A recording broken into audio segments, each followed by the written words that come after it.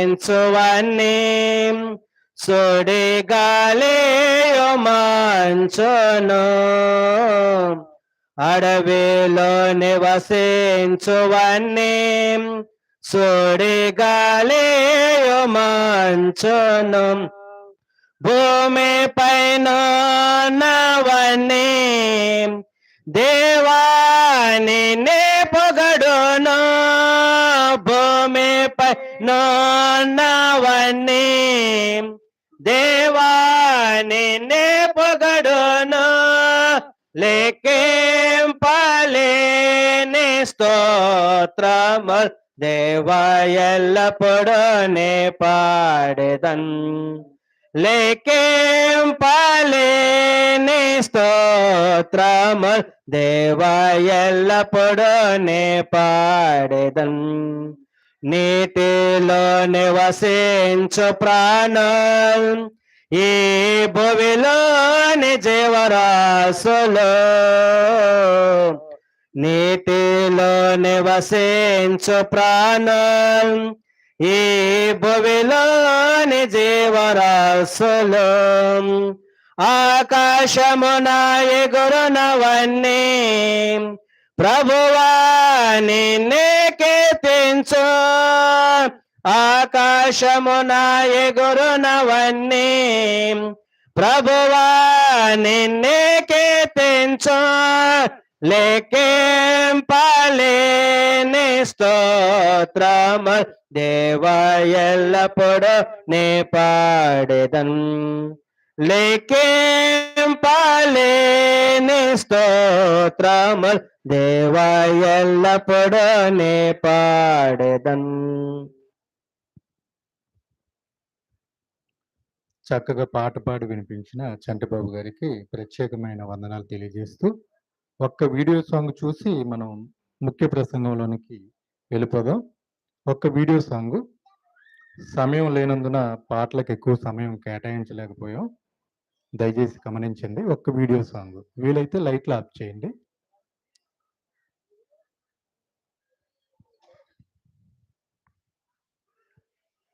Light off చేయకుండా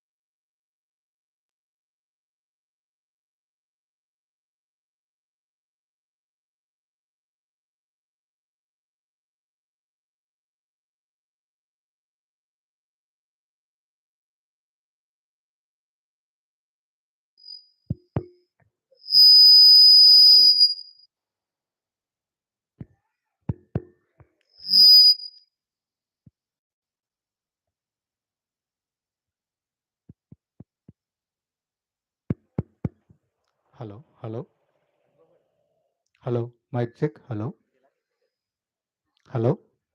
చక్కటి పాట విన్నాం కదండి. క్షమాపణ అనేది క్రైస్తవ జీవితానికి ఆయువు పొట్టు లాంటిది.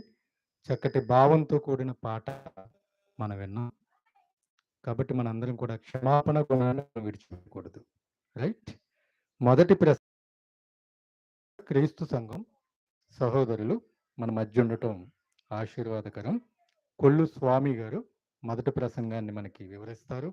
మీ అందరూ కూడా మనస్ఫూర్తిగా వాక్యాన్ని విని గ్రహించాలని ఈ అవకాశాన్ని సహోదరులు స్వామి గారికి అప్పగిస్తున్నాం.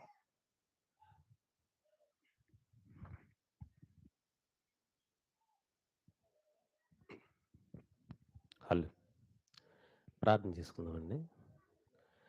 పరిశుద్ధుడైన తండ్రి, ప్రేమగల దేవ, మరొక దినాన్ని ప్రభువా మాకు ప్రసాదించి మీ పిల్లలమైన మేమంతా ఒక చోట కూడుకుని మీ జ్ఞానాన్ని, మీ మాటలు నేర్చుకునే మహాభాగ్యాన్ని మాకు ప్రసాదించినందుకు మీకు కృతజ్ఞతాస్తుతులు చెల్లిస్తూ తండ్రి, ఈ సమయంలో కొద్ది మాటలు, కొన్ని నిమిషాలు మీరు మీ మాటలు మేము మాట్లాడుకునే భాగ్యాన్ని మాకు ప్రసాదించండి. మేము సర్వసత్యంలోనికి ప్రవేశించినట్లు మీ సర్వసత్తుని మా మధ్యకు పంపించి సర్వము నేర్చుకునే మహాభాగ్యాన్ని మాకు ప్రసాదిస్తారని కోరుతూ, కూడి వచ్చిన దేవుని పిల్లలైన మీ పిల్లలందరినీ, అలాగే వేదికను అలంకరించిన సేవకులందరినీ దీవించి ఆశీర్వదించమని కోరుతూ యేసుక్రీస్తు వారి పేరటి ప్రార్థన అడుగుచున్నాం తండ్రి. హలో.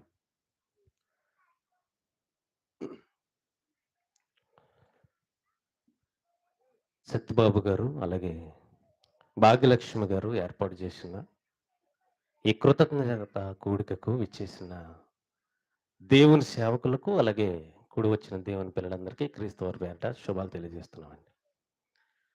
కృతజ్ఞత అంటే మనం తెలుగులో పెద్దగా వాడకపోయినా ఇంగ్లీష్లో ఎక్కువ వాడుతూ ఉంటాం. ఏంటండి? థ్యాంక్స్. ఇప్పుడు సత్యబాబు గారు, భాగ్యలక్ష్మి గారు ఈ కృతజ్ఞత కూడిక ఏర్పాటు చేశారంటే మనకు థ్యాంక్స్ చెప్పడానిక, లేకపోతే ఎవరికి థ్యాంక్స్ చెప్పడానికి? దేవునికి థ్యాంక్స్ చెప్పడానికి ఈరోజు ఏర్పాటు చేశారు. దేవునికి థ్యాంక్స్ ఎలా చెప్తాం? మనం మామూలుగా ఎవరైనా మనకి ఏదైనా సహాయం చేస్తే వెంటనే thank you sir, thank you అండి అని చెప్తాం. మరి దేవునికి చెప్పాలి థ్యాంక్స్? దేవునికి ఎలా థ్యాంక్స్ చెప్పాలంటే, దేవుని యొక్క మహాజ్ఞానాన్ని, దేవుని గూర్చిన దేవుని ప్రేమను, దేవుని గూర్చిన సంగతులను ఇతరులకు మనం షేర్ చేయడమే దేవుడు సంతోషపడతాడు. ఆ విధంగా దేవునికి మనం థ్యాంక్స్ చెప్పుకోవచ్చు. దేవునికి కృతజ్ఞత కూడిక ఏర్పాటు చేసి మనలందరిని పిలిచారంటే ఒక పక్క దేవునికి కృతజ్ఞత వెళుతుంది, దేవుని గుర్చిన జ్ఞానపు సంగతులు మనకు అందుతున్నాయి. ఈ కూడిక ద్వారా 2 పనులు జరుగుతున్నాయి. ఒకటి దేవునికి మహిమ, 2 మనకి జ్ఞానం, జ్ఞాన సంపద.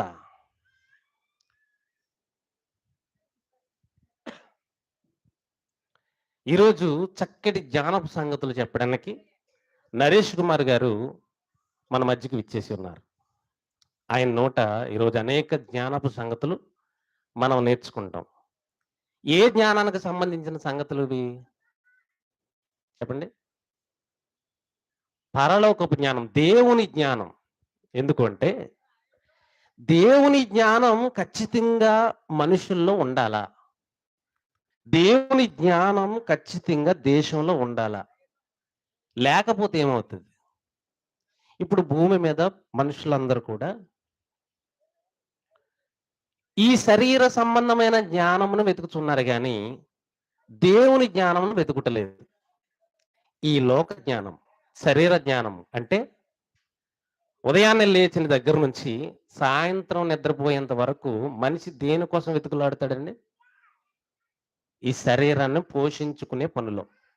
దీనికోసమే జ్ఞానం. ఎందుకంటే ఎలా మనం పైకొచ్చేయాలి, ఎలా గొప్పవాళ్ళం అయిపోవాలి, రాత్రికి రాత్రి గొప్పలం అయిపోవాలంటే ఏం చేయాలి? ఏదో ఒక ప్లాన్ వేయాలి. అంతేనండి? రాత్రి తెల్లవార్లు నిద్రపోకుండా ప్లాన్ వేస్తుంటే ఈ లోక జ్ఞానంను ఉపయోగించుకుని గొప్పవాడిని అయిపోవాలి. మొన్న మధ్య చంద్రమండలం మీదకి చంద్రయాన్ 3 పంపించారు. అది ఏ జ్ఞానాన్ని బట్టి? లోక జ్ఞానాన్ని బట్టి. దానివల్ల మనకు ఏమైనా ఉపకారం ఉందా అంటే కొన్ని వేల కోట్లు ఖర్చు అవ్వాయి. అంటే మేము గొప్ప అని అనిపించుకోవడానికి తప్ప ఇంక దేనికి ఉపకారం లేనిది. ఆ వేల కోట్లు లేని పిల్లలకు, లేని ఇంటి వారికి, అనాథులుగా ఉన్న వారికి పంచిపెడితే ఎంత మంచి అవుతుందండి అది. కానీ అలా చేయకుండా ప్రపంచమంతా ఎలా వెళ్ళిపోతుందంటే లోక జ్ఞానం వైపు వెళ్ళిపోతుంది. మనుషులు బతుకుతున్న వారు కూడా ఎవరికి వాళ్ళే జ్ఞానాన్ని ఎందుకు సంపాదించుకుంటున్నారు ఈరోజు? ఉదయం లేవగానే స్కూల్‌కి, కాలేజీలకి ఎందుకు వెళ్తున్నారంటే ఈ లోకంలో బ్రతకడానికి మాత్రమే. కోటి విద్యలు కూటి కొరకే. ఇంక అంతకు మించి దేనికి ఉపయోగం కాదు. ఇలాంటి సమయంలో దేవుని జ్ఞానం మనుషుల్లో కరువైపోతుంది. దేవుని జ్ఞానం లేకపోతే ఏమవుతుంది? 3 ప్రశ్నలు వేస్తాను మీ ముందు. 1, దేవుని యొక్క జ్ఞానం లేకపోతే దేవుడు ఏమంటాడు? మొదటి ప్రశ్న. దేవుని జ్ఞానం లేకపోతే మనుషులు ఏమవుతారు? రెండవ ప్రశ్న. అసలు దేవుని జ్ఞానం లేకపోవడానికి ఎవరు కారణం? చెప్పండి 3. దేవుని జ్ఞానం లేకపోతే దేవుడు ఏమంటాడు? దేవుని జ్ఞానం లేకపోతే మనుషులు ఏమవుతారు? దేవుని జ్ఞానం లేకపోవడానికి కారణం ఎవరు? ఈ 3 ప్రశ్నలకి మనం సమాధానాలు చూసుకుని ముగించుకుందామండి. హోషేయ గ్రంథము మొదటి ప్రశ్న, దేవుని యొక్క జ్ఞానం లేకపోతే దేవుడు ఏమంటాడు? హోషేయ గ్రంథము 4వ అధ్యాయము మొదటి వచనం. ఇశ్రాయేలీయులారా, యెహోవా మాట ఆలకించుడి, సత్యమును కనికరమును దేవుని గూర్చిన జ్ఞానమును దేశమందు లేకపోవట చూసి యెహోవా దేశ నివాసులతో వాద్యమాడుచున్నాడు. ఇది మొదటి ప్రశ్నకు ఆన్సర్. మీకు వివరిస్తాను. అది మనుషుల జ్ఞానము మనుషులకు లేకపోయినా నష్టమేం లేదండి. ఉందండి. ఈరోజు అడుక్కునే వాళ్ళు కూడా చక్కగా బతుకుతున్నారు. చాలా మంది దేవుని జ్ఞానం చదువుకోలేని వాళ్ళు కూడా చక్కగా బతుకుతున్నారు. వాళ్ళకి ఇచ్చిన ఆయుష్ ఎంతవరకు ఉందో అంతవరకు ఖచ్చితంగా బ్రతికే తీరతారు. మధ్యలో ఎన్ని సమస్యలు వచ్చినా, ఎన్ని ఇబ్బందులు వచ్చినా, ఎన్ని పోరాటాలు వచ్చినా ఖచ్చితంగా బ్రతికే తీరుతారు వాళ్ళ ఆయుష్ పూర్తయ్యేంత వరకు. వారు ఏ జ్ఞానం వల్ల బతుకుతున్నారంటే ఏమీ లేదు. అసలు ఖాళీగా అలా తిరుగుతున్నారంటే బతుకుతున్నారు. గాలికి బతికేస్తున్నారు అంతే. మనం చాలా సందర్భాల్లో అన్నమాట, ఇది గాలికి బతికేస్తున్నాడు రా అంటాం అంతే. కానీ మనుషులు జ్ఞానాన్ని వెతుకుతున్నారు దేని గురించి అంటే బతకంటారు. జ్ఞానం లేకుండా బతుకుతారని మనం అర్థం చేసుకున్నాం. కానీ దేవుని జ్ఞానము లేకపోతే మాత్రం దేవుడు ఏం చేస్తాడంటే, ఇప్పుడు ఒక భార్యకి కష్టపడి సంపాదించి రూప కూడగట్టి 1,00,000 రూపాయలు పోగు చేసి పట్టుకొచ్చి, ఇవి నీ దగ్గర ఉంచు, రేపు నిన్ను అడుగుతాను, జాగ్రత్త జాగ్రత్త అని చెప్పాడు అనుకోండి. ఈ 1,00,000 రూపాయలు తీసుకుంది, లోపల పెట్టింది. రేపు యథావిధిగా ఆయన వచ్చాడు, నిన్న ఇచ్చిన 1,00,000 రూపాయలు తీసుకురా, నాకు పని ఉంది ఇప్పుడు అన్నాడు అనుకోండి. ఏ 1,00,000 అని అడిగింది అనుకోండి. ఇప్పుడు ఎలా ఉంటుంది చెప్పండి? పోన్లే అమ్మ, పోతే పోయింది, అదో 1,00,000. రోజు కొన్ని లక్షలు వస్తాయి మనకంటమా? కష్టపడి సంపాదించిన 1,00,000 మిస్ అయిపోతే సైలెంట్గా ఉంటాడు చెప్పండి? వాద్యం ఆడతాడు చెప్పండి? ఎలా ఉంటుంది అప్పుడు గొడవ? ఎలా పెట్టుకుంటాడు ఇప్పుడు? ఇంకా అసలు నిలబడతాడు చెప్పండి ఆయన? దేశమందు మనుషులకు దేవుని జ్ఞానం లేకపోవడం చూసి దేవుడు ఏం చేస్తున్నాడండి? యెహోవా దేశ నివాసులతో వ్యాజ్యం ఆడుతున్నాడు. గొడవ. ఏమైపోయింది నా జ్ఞానం? నాకు కావాలి ఇప్పుడు అర్జెంటుగా. నేను ఇచ్చిన మీ జ్ఞానం ఏమైపోయింది? ఎప్పుడు ఇచ్చాడండి ఈయన ఇశ్రాయేలుకి? భయంకరమైన పరిస్థితులు ఐగుప్తు దేశంలో మగ్గిపోతున్న వాళ్ళని ఈయన గద్దరెక్కల మీద మోసుకుని వచ్చి, నాయన మీరు నేను చెప్పినట్లుగా నడుచుకుంటే, నేను చెప్పిన ప్రకారంగా మీరు జీవిస్తే, ఇదిగో ప్రపంచమంతా మానవాళంతా చెడిపోయింది, నాశనం అయిపోయింది. ఇలాంటి సమయంలో మీరు గాక నా మాట వింటే మీకే లోటు లేకుండా చూసుకునే బాధ్యత నాది. మీకు కనీసం తలనొప్పి కూడా రానివ్వను. భూమి మీద ప్రతి ఒక్కరికి మీరే అప్పిస్తారు కానీ మీరు అప్పు తీసుకునేవారుగా నేను చేయను. మీరేం చేస్తారు తెలుసా? నా మాటలు, నా ధర్మశాస్త్రాన్ని అనుసరించండి, నేను చెప్పిన ప్రకారంగా జీవించండి చాలు. అంతకు మించి మీరు నాకు చేసేది ఏది లేదు, అవసరం లేదు కూడా అని దేవుడు ఇశ్రాయేలుకి 10 ఆజ్ఞలు గల ధర్మశాస్త్రాన్ని ఇస్తే, అది అందులో దేవుని యొక్క జ్ఞానం. ఆ 10 ఆజ్ఞల ధర్మశాస్త్రాన్ని ఓపెన్ చేస్తే, ఇలాగా జూమ్ చేస్తే 613 ఆజ్ఞలు వస్తాయి అందులో. ఈ ఆజ్ఞల్లో ఏది మిస్ అయినా ఎవరి కోపం వస్తుందండి? ₹1,00,000 మిస్ అయితే ఎవరి కోపం వచ్చింది? ఇప్పుడు ఈ ఆజ్ఞల్లో ఏది మిస్ అయినా, దేవుని జ్ఞానం మిస్ అయితే ఎవరి కోపం వస్తుంది? ఇప్పుడు పెంచేది ఆయన, పోషించేది ఆయన, భయంకరమైన పరిస్థితుల్లో నుంచి రప్పించింది ఆయన. దేవునికి ఇశ్రాయేలు ఎలా దొరికారంటే అండి ఆ టైంలో, మొత్తం ప్రపంచమంతా భయంకరమైన పాపాల్లోకి వెళ్ళిపోయింది. అసలు దేవునికి నచ్చిన వారు ఒక్కరు కూడా లేరు.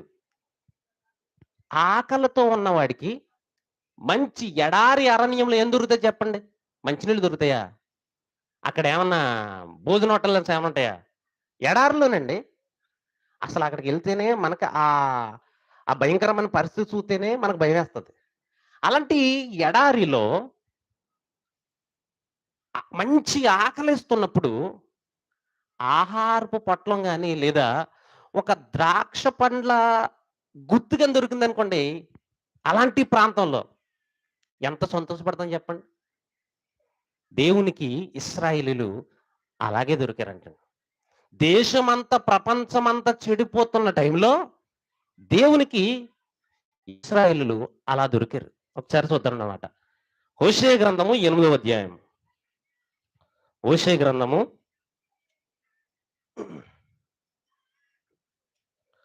8వ అధ్యాయము 9వ వచనమండి. 9వ అధ్యాయం అండి, 10వ వచనం. 9:10 అరణ్యంలో ద్రాక్ష పండ్లు దొరికినట్లు ఇశ్రాయేలు వారు నాకు దొరికిరి. చిగురు పెట్టు కాలమందు అంజూరపు చెట్టు మీద తొలి ఫలము దొరికినట్లు మీ పితరులు నాకు దొరికిరి. అలా దొరికారండి. భయంకరమైన ఆకలి వేస్తున్నప్పుడు చచ్చిపోతాను, ఇంకా నా పని అయిపోయింది అనుకున్న టైంలో ఒక అంజూరపు పండు దొరికితే ఎలా ఉంటుందండి? ఒక ద్రాక్ష పండు దొరికితే ఎలా ఉంటుంది? భయంకరమైన పరిస్థితుల్లో దేవునికి ఇశ్రాయేలు అలా దొరికారు.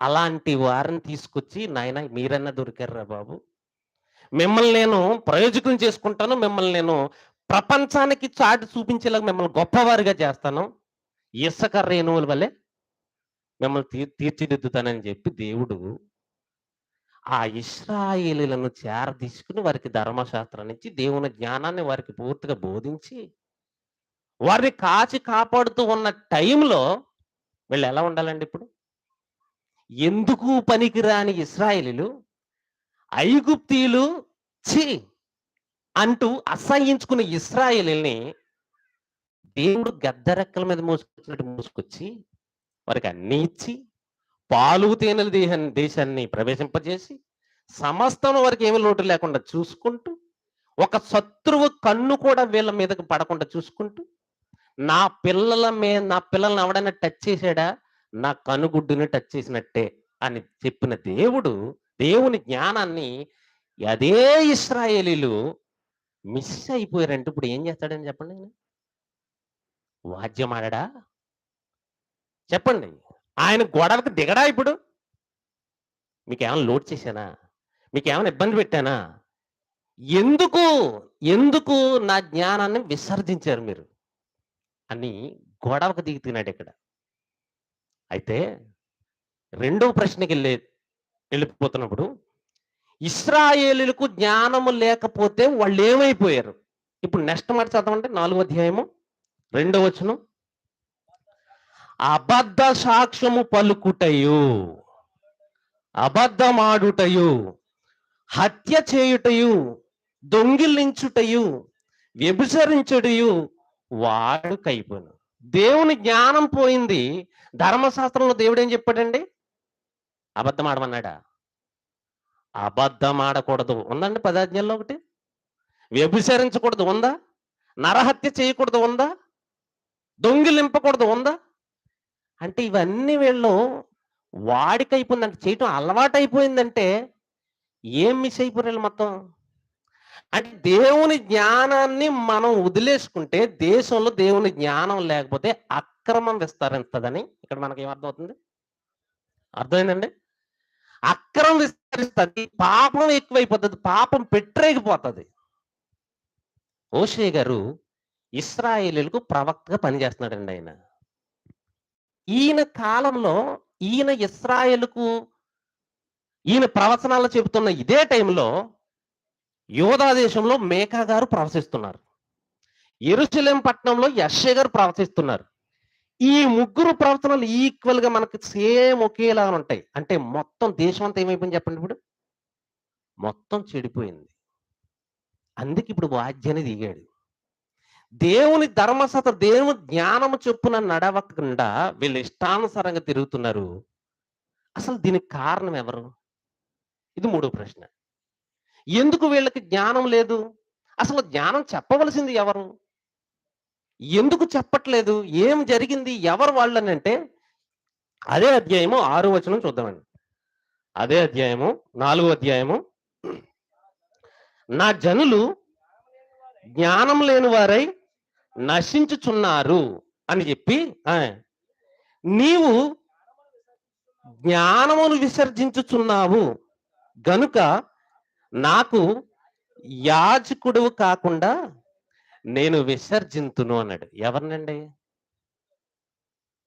ఎవరిని విసర్జించున్నాడు అక్కడ? నీవు నాకు యాజకుడు కాకుండా నేను నిన్ను విసర్జిస్తున్నాను. అంటే జ్ఞానం చెప్పే బాధ్యత ఎవరిది ఇప్పుడు? యాజకులది. యాజకులు అంటే దేవుని సేవకులు, దేవుని పరిచారకులు. చెప్పవలసిన వీళ్ళు విసర్జించారంట దేవుని జ్ఞానాన్ని. అంటే వీళ్ళే విసర్జిస్తే, ప్రజలకు చెప్పవలసిన వాళ్ళే విసర్జిస్తే ఇక ప్రజలు ఏమైపోతారు చెప్పండి? ఇంట్లో తండ్రే తప్పు చేస్తే కొడుకు ఏమంటాడండి? ఇంకా కొడుకు ఎలాగ అయిపోతాడు? తండ్రి తాగుబోతు, కొడుకు ఎలా ఉంటాడు ఇప్పుడు? ఒరే నేను ఎలాగ తాగుబోతుండే అయిపోయాను, నువ్వు మాత్రం చక్కగా నువ్వు గొప్పవాడివి అయిపోవాలి అని అంటే ఎలాగైపోతాడు చెప్పండి? ఏదో సామెత ఉంది కదండి, ఆవిల్లు చీళ్ళు మెత్తే దూడ గొట్టును మేస్తుందా?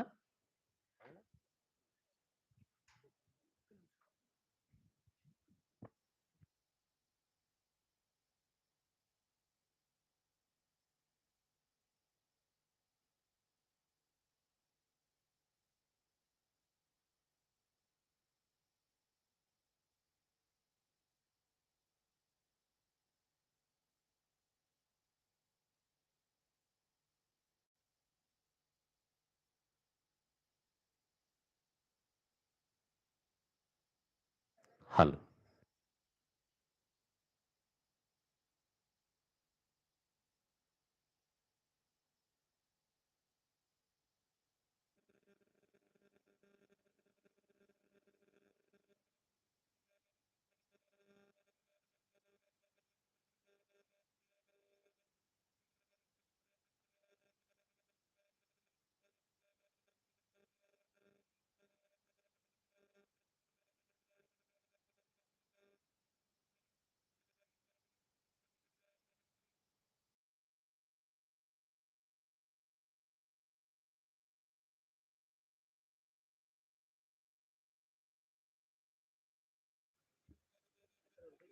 హలో.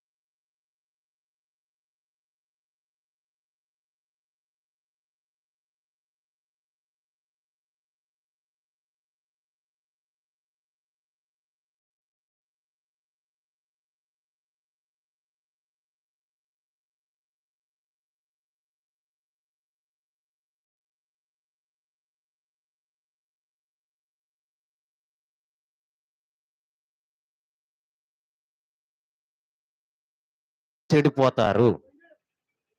ధర్మశాస్త్రానుసారంగా నడవకపోతే మనుషులు భయంకరమైన పాపంలోకి వెళ్ళిపోతారు అని రెండవ ప్రశ్న చూసాం.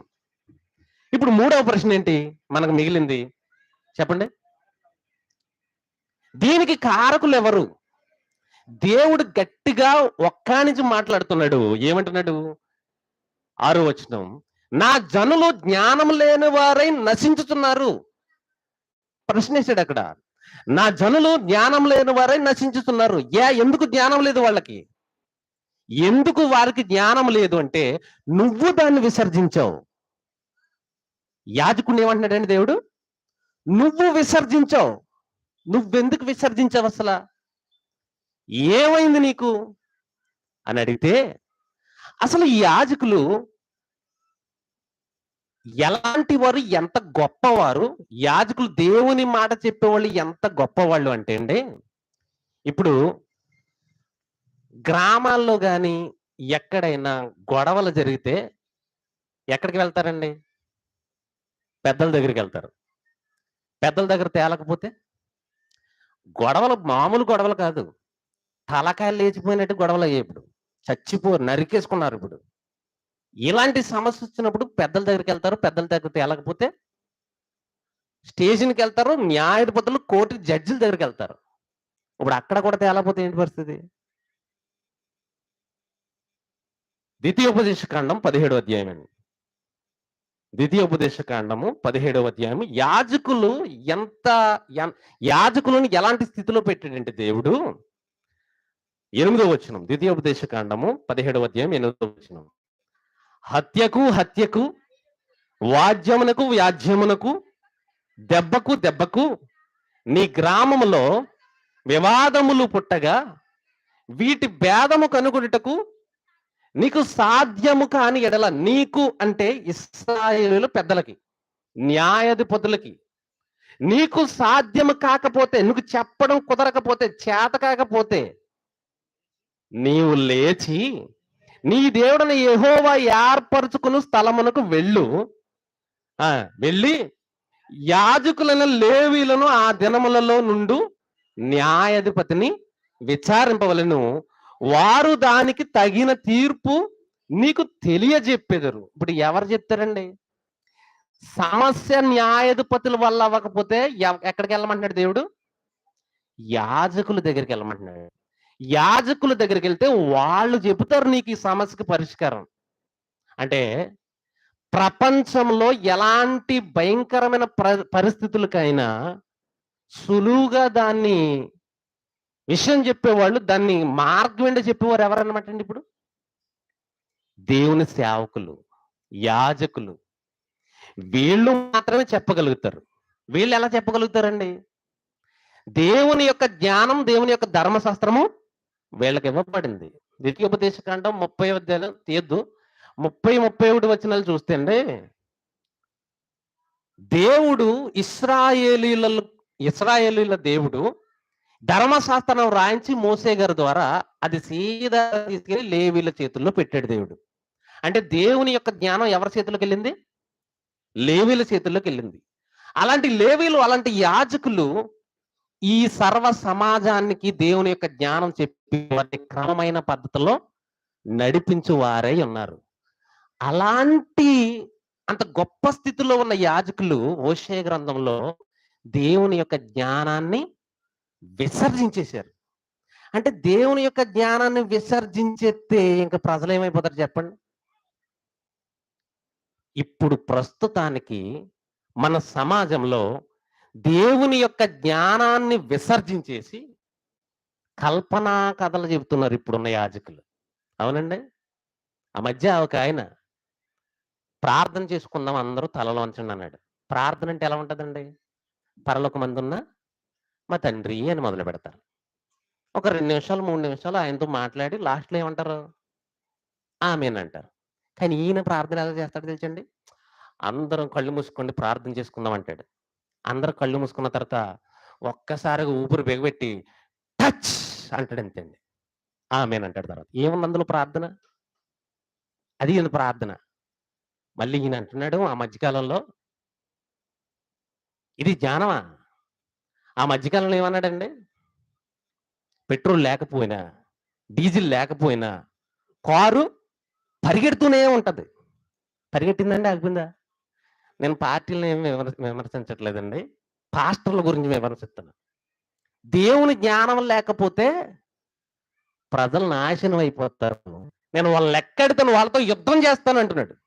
వాళ్ళని అన్న తర్వాత కిందకి ఎవరి దగ్గరికి వెళ్ళాడండి దేవుడు? 6వ వచనంలో యాజకుల దగ్గరికి వెళ్ళాడు. నా ప్రజలకు న్యాయం, నా ప్రజలకు జ్ఞానం లేకపోవడానికి కారణం మీరు, నా ప్రజలు పాడైపోవడానికి కారణం మీరు. ఏది జ్ఞానం అని అడుగుతూ ఏమంటున్నారండి ఈరోజు? కారు పరిగెడుతుంది అన్నారు. పరిగెట్టిందా? ఆగిపోయింది. కరెంటు లేకపోయినా, జనరేటర్ లేకపోయినా, తర్వాత అండి ఇన్వర్టర్ లేకపోయినా ఫ్యాన్ తిరుగుతూనే ఉంటుంది అన్నాడు. 2 ప్రవచనాలు కూడా చెప్పింది ఈ మహానుభావుడే. మరి ఏమైంది అంటే, ఇది జ్ఞానం అండి. నాయకులు వస్తూ ఉంటారు, వెళ్ళిపోతూ ఉంటారు, ఓడిపోతూ ఉంటారు. ప్రపంచంలో ఈ ప్రజాస్వామ్య పరిపాలనలో ఓటమి గెలవడం అనేది సహజం. కానీ దీని జ్ఞానంగా బోధిస్తున్నారు ఈనాటి. అలాంటి వారిని ఎంతమంది అనుసరిస్తున్నారండి? ఇక్కడ నరేష్ గారు మంచి జ్ఞానపు సంగతులు చెప్పడానికి వచ్చారు ఇక్కడికి. అలాంటి జ్ఞానం చెప్పే కాడ ఎంతమంది ఉన్నారండి ఇక్కడ? చాలా కొద్దిమంది. ఇరుకు ద్వారం ప్రవేశించేవారు కొద్దిమంది అన్నట్టు ఉన్నారు ఇక్కడ. మరి టచ్ వాళ్ళ దగ్గర ఎంతమంది ఉంటారు? లక్షలు, వేలు. అక్కడికి వెళ్ళిన తర్వాత ఏముంటదంటే టచ్ ఒకటే ఉంటది, ఇంకేం ఉండదు. ఇది జ్ఞానం అండి. పోనీ అక్కడికి వెళ్ళిన వాళ్ళు ఏమన్నా బాగుపడ్డారా, ఏమన్నా మంచిగా ఉన్నారా, దేవుని జ్ఞానం నేర్చుకుని చక్కగా బతుకుతున్నారంటే అవే ముహూర్తాలు, అవే తీర్థాలు, మొత్తం అంతా లోకమే. తెల్లారేసరికి మరల వాళ్ళ లోకంలో బతుకుతూనే ఉంటారు.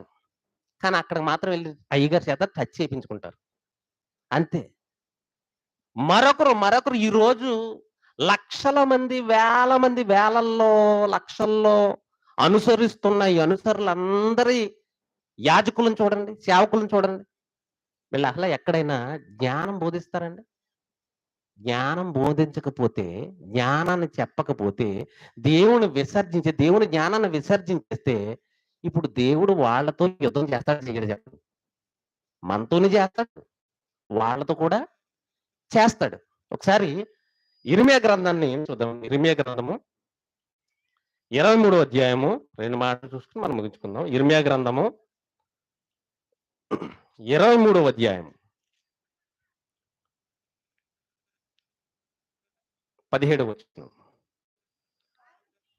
వారు నన్ను తృణీకరించు వారితో మీకు క్షేమము కలుగునని యెహోవా సెలవిచ్చిననియు, ఒకడు తన హృదయ మూర్ఖత చొప్పున నడువగా వానితో మీకు కీడు రాదనియు చెప్పుచు యెహోవా ఆజ్ఞను బట్టి మాటలాడక తమకు తోచిన దర్శనం బట్టి పలుకుదురు. తమకు తోచిన మాటలు చెప్పేస్తున్నారు ఈరోజు.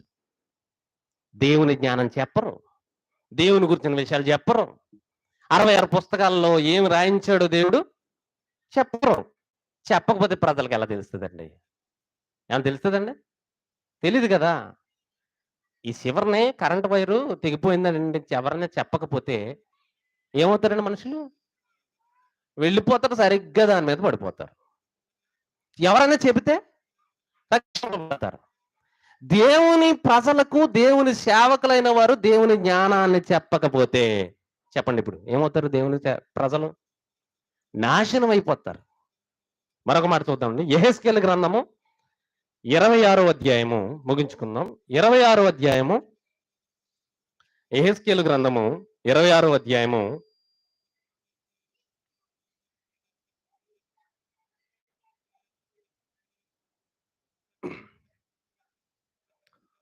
19 నుంచి చదువుతాను. 19 నుంచి.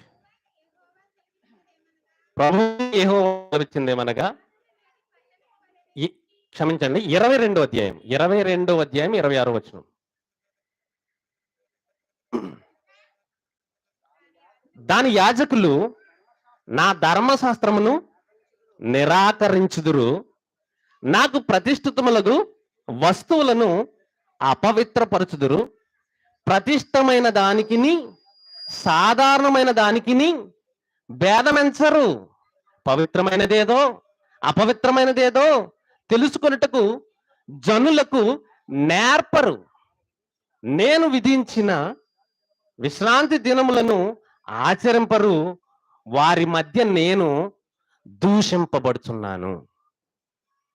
యాజకులు దేవుని సేవకులు ప్రజలకు మంచిదేదో చెడ్డదేదో నేర్పాలి.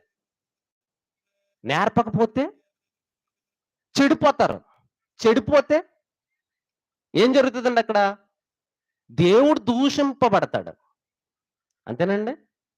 క్రైస్తవులుగా మనం అందరం ఉన్నాం. క్రీస్తు రక్తంలో కడబడి బాప్తిసం తీసుకుని క్రైస్తవులుగా మారిన మనం మన ఇష్టానుసారంగా జీవించామనుకోండి, మన ఇష్టానుసారంగా నడుచుకున్నాం అనుకోండి, బయట ఉన్న వాళ్ళు ఏమంటారు చెప్పండి? ఎవరిని అంటారు? మనల్ని అంటారా? మన దేవుణ్ణి అంటారు చెప్పండి. మనం చేసిన పనికి ఎవరి నామం దూషింపబడుతుంది? అంటే యాజకులు ఎంత పొరపాటు చేస్తున్నారు ఇప్పుడు మనం ఆలోచించాలి. వాళ్ళు జ్ఞానం చెప్పరు. వాళ్ళు చెప్పకపోతే మనం పాటించం. మనం పాటించకుండా మన ఇష్టానుసారంగా తిరిగితే బ్యాడ్ నేమ్ ఎవరికి వెళ్ళిపోతుంది? దేవునికి వెళ్ళిపోతుంది. మరి ఇప్పుడు చెప్పండి, ఆయనకు అంత బ్యాడ్ నేమ్ వెళ్ళిపోతుంటే ఇప్పుడు వాద్యం ఆడడా? ఇలాంటి సమయంలో మనం ఏమి నేర్చుకోవాలి చెప్పండి? ఇప్పుడు చెప్పండి. దేవుని జ్ఞానం, ఆయన జ్ఞానాన్ని పరిపూర్ణంగా మనకు తెలిస్తే ఏది మంచో ఏది చెడు, ఏది చెయ్యాలో ఏది చెయ్యకూడదు. మనం చిన్నప్పటి నుంచి కూడా మనం పుట్టిన కాడి నుంచి పెద్ద ఎదుగుతూ ఉన్న టైంలో మనకు తెలియదు కదండి కొన్ని విషయాలు. అప్పటి నుంచి ఎవరు చెప్తారు? చిన్నప్పుడు తల్లి చెప్తుంది, పెద్ద ఎదిగిన తర్వాత తండ్రి చెప్తాడు, తర్వాత సమాజం చెప్తూ ఉంటది, ఇలా ఉండాలి, అలా ఉండాలి, ఇలా ఉండకూడదు, అలా ఉండకూడదు. అలాగే ఈ సమాజంలో బతుకుతున్న మనము దేవుని దగ్గరికి వెళ్ళాలంటే దేవుడు చెప్పినట్టుగా మనం నడవాలి. దేవుని ఆజ్ఞ ప్రకారం దేవుని జ్ఞానానుసారంగా మనం జీవిస్తే దేవుడు సంతోషపడతాడు. దేవుడు ఆయన ఉన్న లోకానికి మనకు చేర్చుకుంటాడు. అలా కాకుండా మన ఇష్టానుసారంగా జీవిస్తే మనమే పోతాం. ఎవరు పోతాం చెప్పండి? మనమే పోతాం. ఆయన బాధపడతాడు. ఆ పిల్లలు చెడిపోయారు, ఆయన బాధపడతాడు, కానీ పోయేది ఎవరు? మనమే పోతాం. కానీ ఇలాంటి సమయంలో మన దేవుని యొక్క జ్ఞాన సంగతులు నేర్చుకుని, దేవుని కూర్చిన విషయాలు ఎన్నో తెలుసుకుని, ఆయన జ్ఞానానుసారంగా మనం గీన మసిలితే ఆయనకి ఎంతో సంతోషం. అలాంటి గొప్ప సంగతులు ఈ రాత్రి నరేష్ గారి ద్వారా మనం విందాం, ప్రార్థన చేసుకుందామండి. పరిశుద్ధుడైన తండ్రి, ప్రేమగల దేవ, మీకే వందనాలు తండ్రి. కొద్ది నిమిషాలనైనా మీరిచ్చిన గ్రంథాన్ని బట్టి కొన్ని సంగతులు మేము ఆలోచించుకున్నాం. మీ జ్ఞానం లేకపోతే, మీరిచ్చిన ధర్మశాస్త్రం మా హృదయాల్లో, మాలో, మా దేశంలో ఉండకపోతే భయంకరమైన పరిస్థితులకు వెళ్ళిపోతామని, అందుకు ప్రభువా మీరెంతో కోపపడతారని, ఎలాగైనా సరే దాన్ని సంపాదించుకుని దాని విషయంలో మేము అనుసరించి ఉండాలని ఎన్నో గొప్ప సంగతులు మీరు గ్రంథాన్ని నుంచి మేము ధ్యానించున్నాము కనుక ఈ విషయాలన్నిటినీ మీ పిల్లలు విన్నారు. విన్న దాని ప్రకారంగా నడుచుకునే భాగ్యం దయచేయండి. ప్రభువా, నా తర్వాత మాట్లాడబోయే మీ కుమారులు, నైనా ముఖ్య ప్రసంగికులు నరేష్ కుమార్ గారి ద్వారా ఎన్నో గొప్ప జ్ఞానపు సంగతులను మాకు నేర్పించండి. ఈరోజు మంచి మంచి విషయాలు మీరు మాట్లాడుకుని ప్రభు మేము తెలుసుకుని అలాగా ఆ విధంగా మేము బ్రతికే మహాభాగ్యాన్ని మాకు ప్రసాదిస్తారని కోరుతూ యేసుక్రీస్తు వారి పేరటి ప్రార్థన అడుగుచున్నాం తండ్రి. ఆమేన్.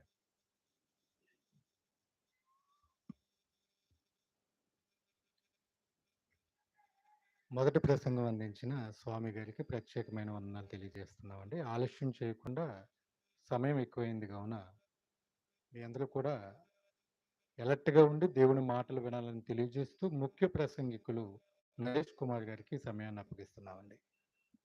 మన మధ్య నరేష్ కుమార్ గారు వచ్చి మనకి ముఖ్య ప్రసంగాన్ని అందిస్తారు.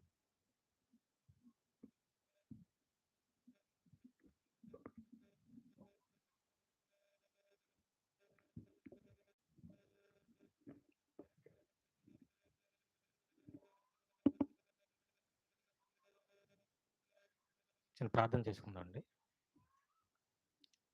ప్రేమ కలిగిన మా ప్రియ పరలోకమందున్న మా తండ్రి, ఇంతవరకు మమ్మల్ని అందరినీ క్షేమంగా కాపాడి ఈరోజు ఈ విధంగా ఈ కుటుంబం ద్వారా మిమ్మల్ని గూర్చి మీ మాటలు గూర్చి తెలుసుకునే భాగ్యాన్ని ఇచ్చినందుకు కృతజ్ఞతలు తండ్రి. కార్యక్రమాన్ని ఏర్పాటు చేసిన కుటుంబాన్ని జ్ఞాపం చేసుకోండి. అలాగే వచ్చిన ప్రతి ఒక్కరిని దీవించండి. అమూల్యమైన సంగతులు కొద్ది నిమిషాలు మేము నేర్చుకునే భాగ్యాన్ని మాకు ప్రసాదించమని యేసుక్రీస్తు వారి ద్వారా ఈ ప్రార్థన అడిగి వేడుచున్నాము పరమ తండ్రి. ఆమేన్.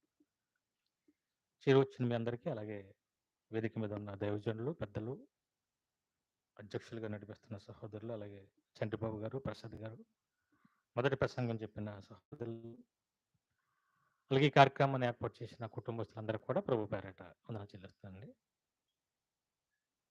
ఇంతవరకు దేవుని జ్ఞానం సమాజంలో లేకపోతే నష్టం ఏంటో, లేకపోవడానికి కారణం ఏంటి, ఇవన్నీ మనం చూసాం. మానవ జీవితంలో ఎందుకంటే ప్రతి క్షణము ఆయన వల్ల మనం బ్రతుకుతున్నాం. ప్రతి క్షణం పీల్చుకుంటున్న గాలి ఆయిందే, తాగుతున్న నీరు ఆయిందే, తింటున్న ఆహారం ఆయిందే, నడుస్తున్న నేల ఆయిందే, మనం అనుభవిస్తున్న శరీరము ఆయిందే. కాబట్టి ఇవన్నీ ఆయన ఇచ్చినందుకు జీవితాన్ని ఈరోజు ఏర్పాటు చేశారు. సమయం చాలా అయింది కాబట్టి తక్కువ టైంలోనే మంచి మాటలు మనం నేర్చుకుందాం. తలవంపులు తెచ్చే తోబుట్టు బంధాలు అని ఒక టైటిల్ ఇచ్చాం. తలవంపులు తెచ్చే తోబుట్టు బంధాలు. అర్థమైందండి? ఈ పదం అర్థమైందా? తలవంపులు అంటే తల ఉంచుకోవటం, తెలుసు కదా ఇది? తల దించుకునే పనులు. తోబుట్టు బంధాలు అంటే ఏంటి? తోబుట్టు బంధాలు ఎవరికో తలవంపులు తెస్తున్నారంట, తల దించుకునే పని చేస్తున్నారు. తోబుట్టు బంధాలంటే భూమి మీద చాలా బంధాలు ఉంటాయి. పుట్టుకతోటి వచ్చే బంధాలు ఉంటాయి, మధ్యలో కలిసే బంధాలు ఉంటాయి. మధ్యలో కలిసే బంధాలంటే భార్య మధ్యలో కలుస్తుంది, అవునా? అత్తగారు, భర్త, మావగారు, ఆడపడుచులు, తోటికోడళ్ళు, ఇవన్నీ ఎప్పుడు వస్తాయి? పుట్టుకతో రావి, మధ్యలో వచ్చే బంధాలు. పుట్టుకతోనే వచ్చే బంధాలు ఏంటి? తల్లి. మనం సెట్ చేసుకుంటే రాదు, దేవుడే ఈ బంధాన్ని ఇచ్చాడు. తండ్రి, ఆ తర్వాత అన్న, చెల్లి, అక్క, తమ్ముడు, ఇవన్నీ ఏ బంధాలు? పుట్టుకతోటే వచ్చే, అంటే దేవుడే ఇచ్చిన బంధాలు ఇవి. మధ్యలోకి వచ్చి మనం కలుపుకుంటాం. తోబుట్టు బంధాలంటే ఏంటి? ఏమండి, ఇది చిన్న చిన్న ప్రశ్న. తోబుట్టు బంధాలంటే ఒకే గర్భం నుంచి పుట్టినవారు. ఒకే గర్భంలో 9 నెలలు ఉండి బయటకు వచ్చారు కదా, అదే గర్భంలో ఉండి బయటకు వచ్చారనుకోండి, వీళ్ళని ఏమంటారు? తోబుట్టువులు. అంటే అన్న తమ్ముళ్ళు, మనం అసలు తోడబుట్టినోళ్ళు. అక్క చెల్లెళ్ళు, అన్న చెల్లెళ్ళు, అక్క తమ్ముడు, ఇవన్నీ ఏ బంధాలు? తోబుట్టు బంధాలు. ఇవి అదే పెట్టండి, తలవంపులు తెచ్చే తోబుట్టు బంధాలు. అంటే అన్న చెల్లెళ్ళు, అక్క తమ్ముళ్ళు, ఈ తోబుట్టువులంతా తలవంపులు తెస్తున్నారంట. ఎవరికి? కన్నవారికి. ఎవరైతే కంటారో, నా కొడుకుని పుట్టిన ఈ పిల్లలు చూసి మురిసిపోయి అందరికీ గొప్పగా చెప్పుకుంటారు కదా, అది చెడ్డోడైనా మా ఓడేదండి, మా ఓడిదండి, మా పిల్లదండి చెప్తారు కదా. అలాంటి పరిస్థితిలో భయంకరమైన తప్పు చేసింది అనుకోండి సమాజంలో, ఫస్ట్ తలదించుకునేది ఎవరు? ఎవరండి? తల్లిదండ్రులే కదా. ఈ ప్రపంచంలో జరుగుతున్న ఎక్కువ గొడవలు ఎవరి మధ్య జరుగుతుందనుకుంటున్నారు? తోబుట్టువుల మధ్య. ఎవరో బయటోళ్ళ మధ్య గొడవ జరిగితే అది వేరే విషయం. ఎక్కువ గొడవలు ఎవరి మధ్య? అన్నంటే చెల్లికి పడదు, చెల్లి అన్నకి పడదు, సంవత్సరాలు మాట్లాడుకోరు, అవునా? అసలు ఈ ప్రపంచంలో మొట్టమొదటి హత్య ఎవరి మధ్య జరిగింది? ఇద్దరు తోబుట్టువులు, ఒకే గర్భం నుంచి వచ్చిన అన్నదమ్ములు. అన్న తమ్ముడిని ఇందాక పాట చూశారు కదా. అంటే మొట్టమొదటి గొడవే మొట్టమొదటి హత్యే ఎవరి మధ్య? ఎవరో బయటోళ్ళు, పక్కింటోడు కాదు. సొంత గర్భం నుంచి వచ్చిన ఒక తల్లికి పుట్టిన 2 బిడ్డలు. అందులో ఒకడిని చంపేశాడు. అక్కడి నుంచి స్టార్ట్ అయిందండి. అలా చచ్చిపోయినప్పుడు ఎక్కువ బాధపడింది ఎవరుంటారు? ఆదాము అవ్వగారే కదా! కష్టపడి పాపం 9 నెలలు మోసి కన్నదే. ఎన్ని కన్నదే? హేబెల్‌ని కన్నది. ఎవరు చనిపోయినా బాధే కదా! అందులోకి ప్రమాదవశాత్తు రోగం వచ్చి చచ్చిపోలేదు. ఒక బిడ్డని ఇంకో బిడ్డ చంపేశాడు. అంతే కదా! అక్కడి నుంచి స్టార్ట్ అయితే ప్రపంచంలో అప్పటి నుంచి ఇప్పటి వరకు ఎవరి మధ్య గొడవలంటే తోబుట్టువుల మధ్య. యోసేపు గారు తెలుసు కదా మీకు ఆదికాండంలో. ఇక రెఫరెన్స్‌లు చూపించను తెలుసు కాబట్టి. ఎవరిని చంపేయాలని ప్లాన్ చేశారాళ్ళు? సొంత తమ్ముడిని. అది కూడా చివరన పుట్టిన తమ్ముడిని. సాధారణంగా చివరన పుట్టినోడిని పెద్దోళ్ళంతా ఎలా చూసుకుంటారు? ప్రేమగా చూసుకుంటారు. అలాంటిది చిన్న సొంత తమ్ముడినే హత్య చేసేయాలనుకున్నారట. పగబట్టేశారు అతని మీద. పగబట్టేసి ప్లాన్ చేశారు. అక్కడి నుంచి అలా స్టార్ట్ అయ్యాను గొడవలంట. ప్రపంచం అంతా చెల్లిని అన్న చంపేయటం, అన్నను తమ్ముడు చంపేయటం. అది కూడా ఎలాంటి తగాదాల కోసం అనుకుంటున్నారు? సెంటు భూమి కోసం, ఇల్లు పంచుకునే గొడవలు, చిన్న చిన్న వాటి కోసం అన్నను తమ్ముడు చంపటం, తమ్ముడు అన్నను చంపటం. ఒక వీడియో చూపిస్తాడు చూడండి మీకు. టైం పడుతుందా? అంటే ఈ ప్రపంచంలో జరుగుతున్న దారుణాలు ఒకసారి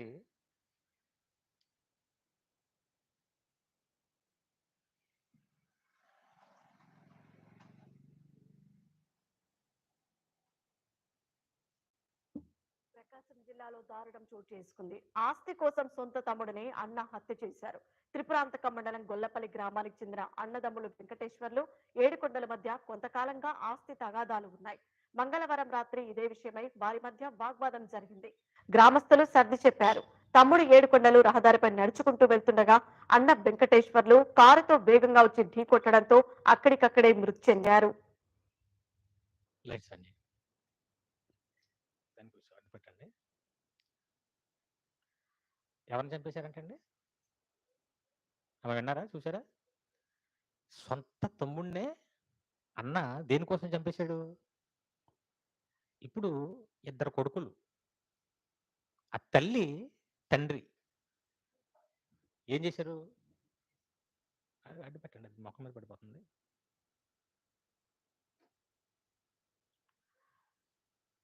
చిన్నప్పటి నుంచి పాపం ఇద్దరినే మోసింది, పెంచింది, కన్నారు.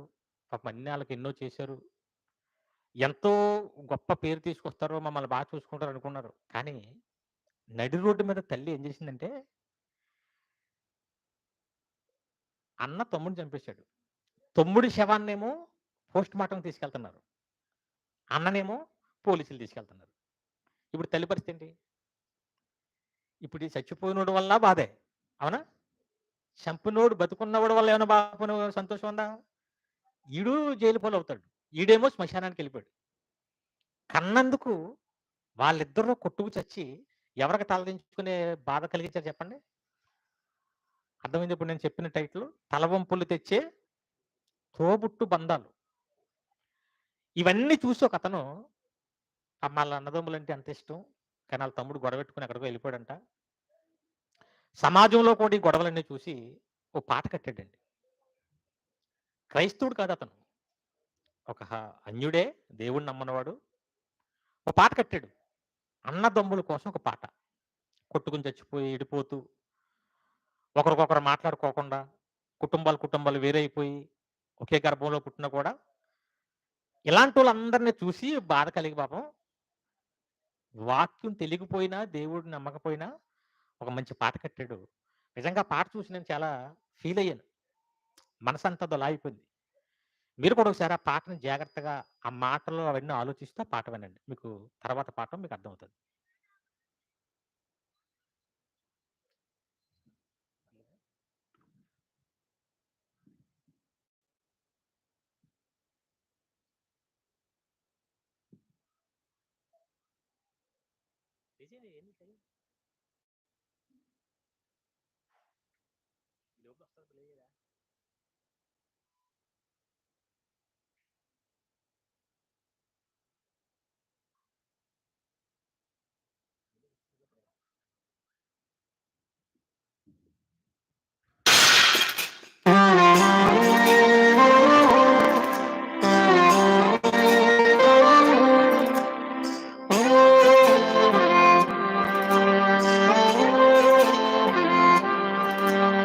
నేనున్న గర్భంలోనే ఏడాది నువ్వు ఉన్నావు.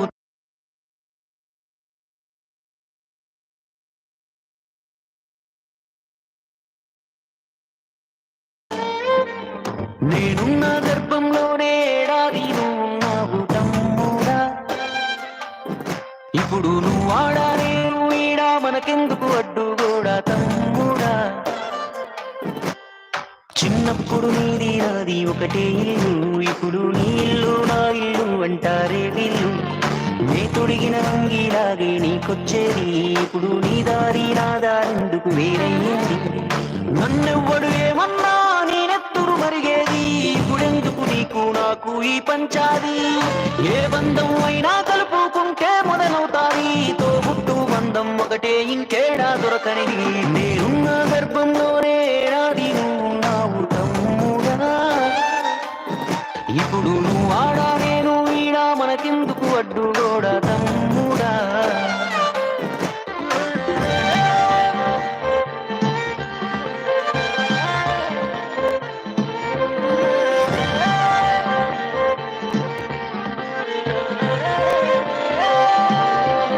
వందేళ్ళు బతికే వీలు ఉందనుకుంటే అందులో నువ్వేను కలిసే రోజులు ఎన్నుంటాయో. చిన్నప్పుడు తెలిసి తెలియక 20 ఏళ్ళు, ఇప్పుడు ఈ గోలు గొడవలతోనే ఇంకెన్నాళ్ళు. నీ సంపాదన నీకే ఆ సంపాదన నాకే, తాత ముత్తాతల సొత్తుకు తగువులు వేరా. నడి మధ్యన వచ్చేది ఏదైనా కొన్నాళ్ళే, నేనే నిత్యం ఉండే నింగినేనా. నేనున్న గర్భంలోనే ఏడాది నువ్వు ఉన్నావు తమ్ముడా. ఇప్పుడు నువ్వు ఆడా నేను ఈడా మనకెందుకు అడ్డుగోడా తమ్ముడా.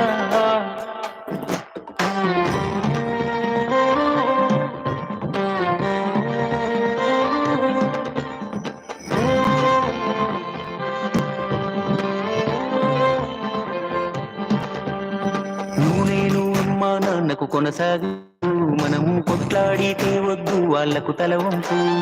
భార్య మన పిల్లలు అంటే దేవుడి చిత్తం, కానీ అన్న తమ్ముడు అంటే అది ఒకటే రక్తం. ఒక నిమిషం కూర్చుంటే ఒడిసే గొడవే మనది, ఏమున్నది నీకు నాకు అంతటి క్రోధం. అన్నంటే నాన్నంట, తన కొడుకంట, ఆ సంగతి అర్థం అయితే జన్మంతా ఆనంద. నేనున్న గర్భంలోనే ఏడాది నువ్వు ఉన్నావు తమ్ముడా. ఇప్పుడు నువ్వు ఆడా నేను ఈడా మనకెందుకు అడ్డుగోడా తమ్ముడా. చిన్నప్పుడు నీది నాది ఒకటే ఇల్లు, ఇప్పుడు నీ ఇల్లు నా ఇల్లు అంటారే వీళ్ళు. నే తొడిగిన అంగిలాగే నీకొచ్చేది, ఇప్పుడు నీ దారి నా దారెందుకు వేరయ్యేది. నన్నెవ్వడు ఏమన్నా నేనెత్తురు మరిగేది, ఇప్పుడెందుకు నీకు నాకు ఈ పంచాది. ఏ బంధం అయినా కలుపుకుంటే మొదలవుతాది, తోబుట్టు బంధం ఒకటే ఇంకేడా దొరకనిది.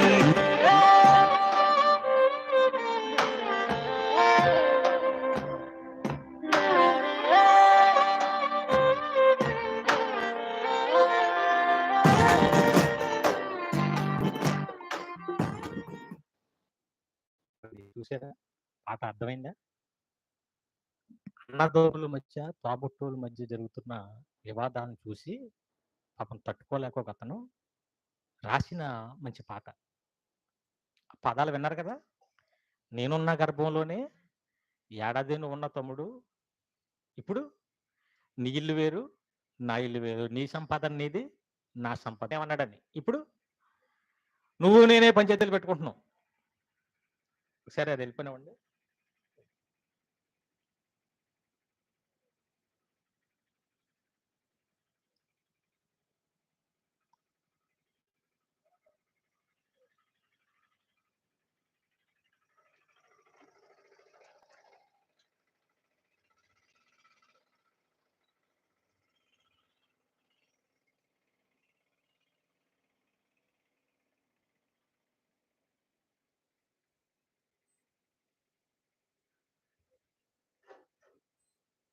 ఓకే.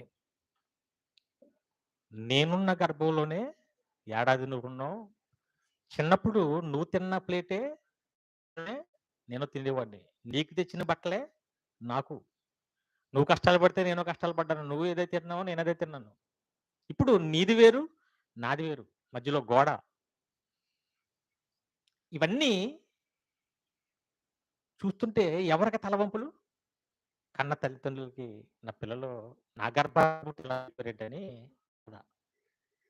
ఇదంతా ఎందుకు చెప్తున్నానంటే అన్నదమ్ములు విడిపోతున్నారని ఈ తోబుట్టు బంధాలు వీటి కోసం చెప్పట్లే.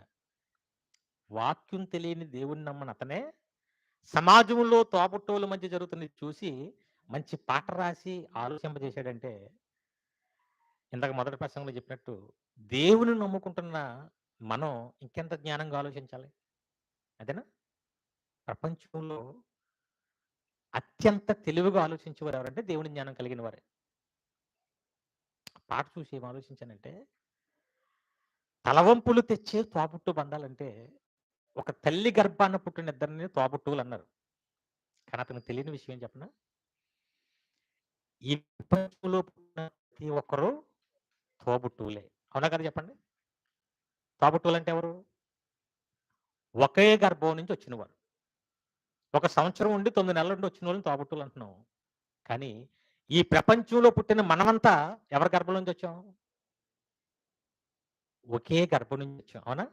ఆయనే ఎపిసీలకు రాసిన పత్రిక చూడండి ఒకసారి. 4వ అధ్యాయం 6వ వచనం. ఎపిసీలకు రాసిన పత్రిక 4వ అధ్యాయం 6వ వచనం. అందరికీ తండ్రి ఒక్కడే. అందరికంటే ఇండియాలో ఉన్నవారికి, పాకిస్తాన్లో ఉన్నవారికి, ప్రపంచ దేశాల్లో ఉన్నవారికి, ఏ మతస్థులకైనా, ఏ దేశస్థులకైనా, ఏ కులస్థులకైనా అందరికీ తండ్రి ఎవరు? ఆ తండ్రిలో ఎన్ని రోజులు ఉన్నాం మనం? 9 నెలలు లేవు.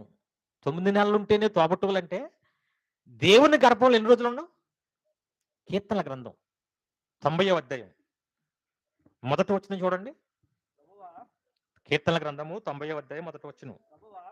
ప్రభువా తరతరముల నుండి మాకు నివాస స్థలం అంటే నీ గర్భంలోనే ఉన్నాం. ఆదాము అదే గర్భంలో ఉన్నాడు. మీరు, నేను అందరం కూడా. ఇప్పుడు దేవుని భాషను బట్టి పోల్చుకుంటే ఈ ప్రపంచంలో మనం అంతా ఎవరండి? గట్టిగా చెప్పండి అందరూ. గట్టిగా చెప్పట్లేదు. ఏమైనా డౌట్ ఉందా? తోబుట్టులు అంటే అర్థమైంది కదా. మనం అంతా ఎవరు అన్నమాట? ఒకే తండ్రి నుంచి పుట్టిన ఇది ఆత్మ బంధం అంటది. ఇందాకటి వరకు చెప్పుకుంది ఏ బంధం? శరీర బంధం. అది కొన్ని రోజులు ఉంటుంది, చచ్చిపోయే వరకు ఉంటుంది.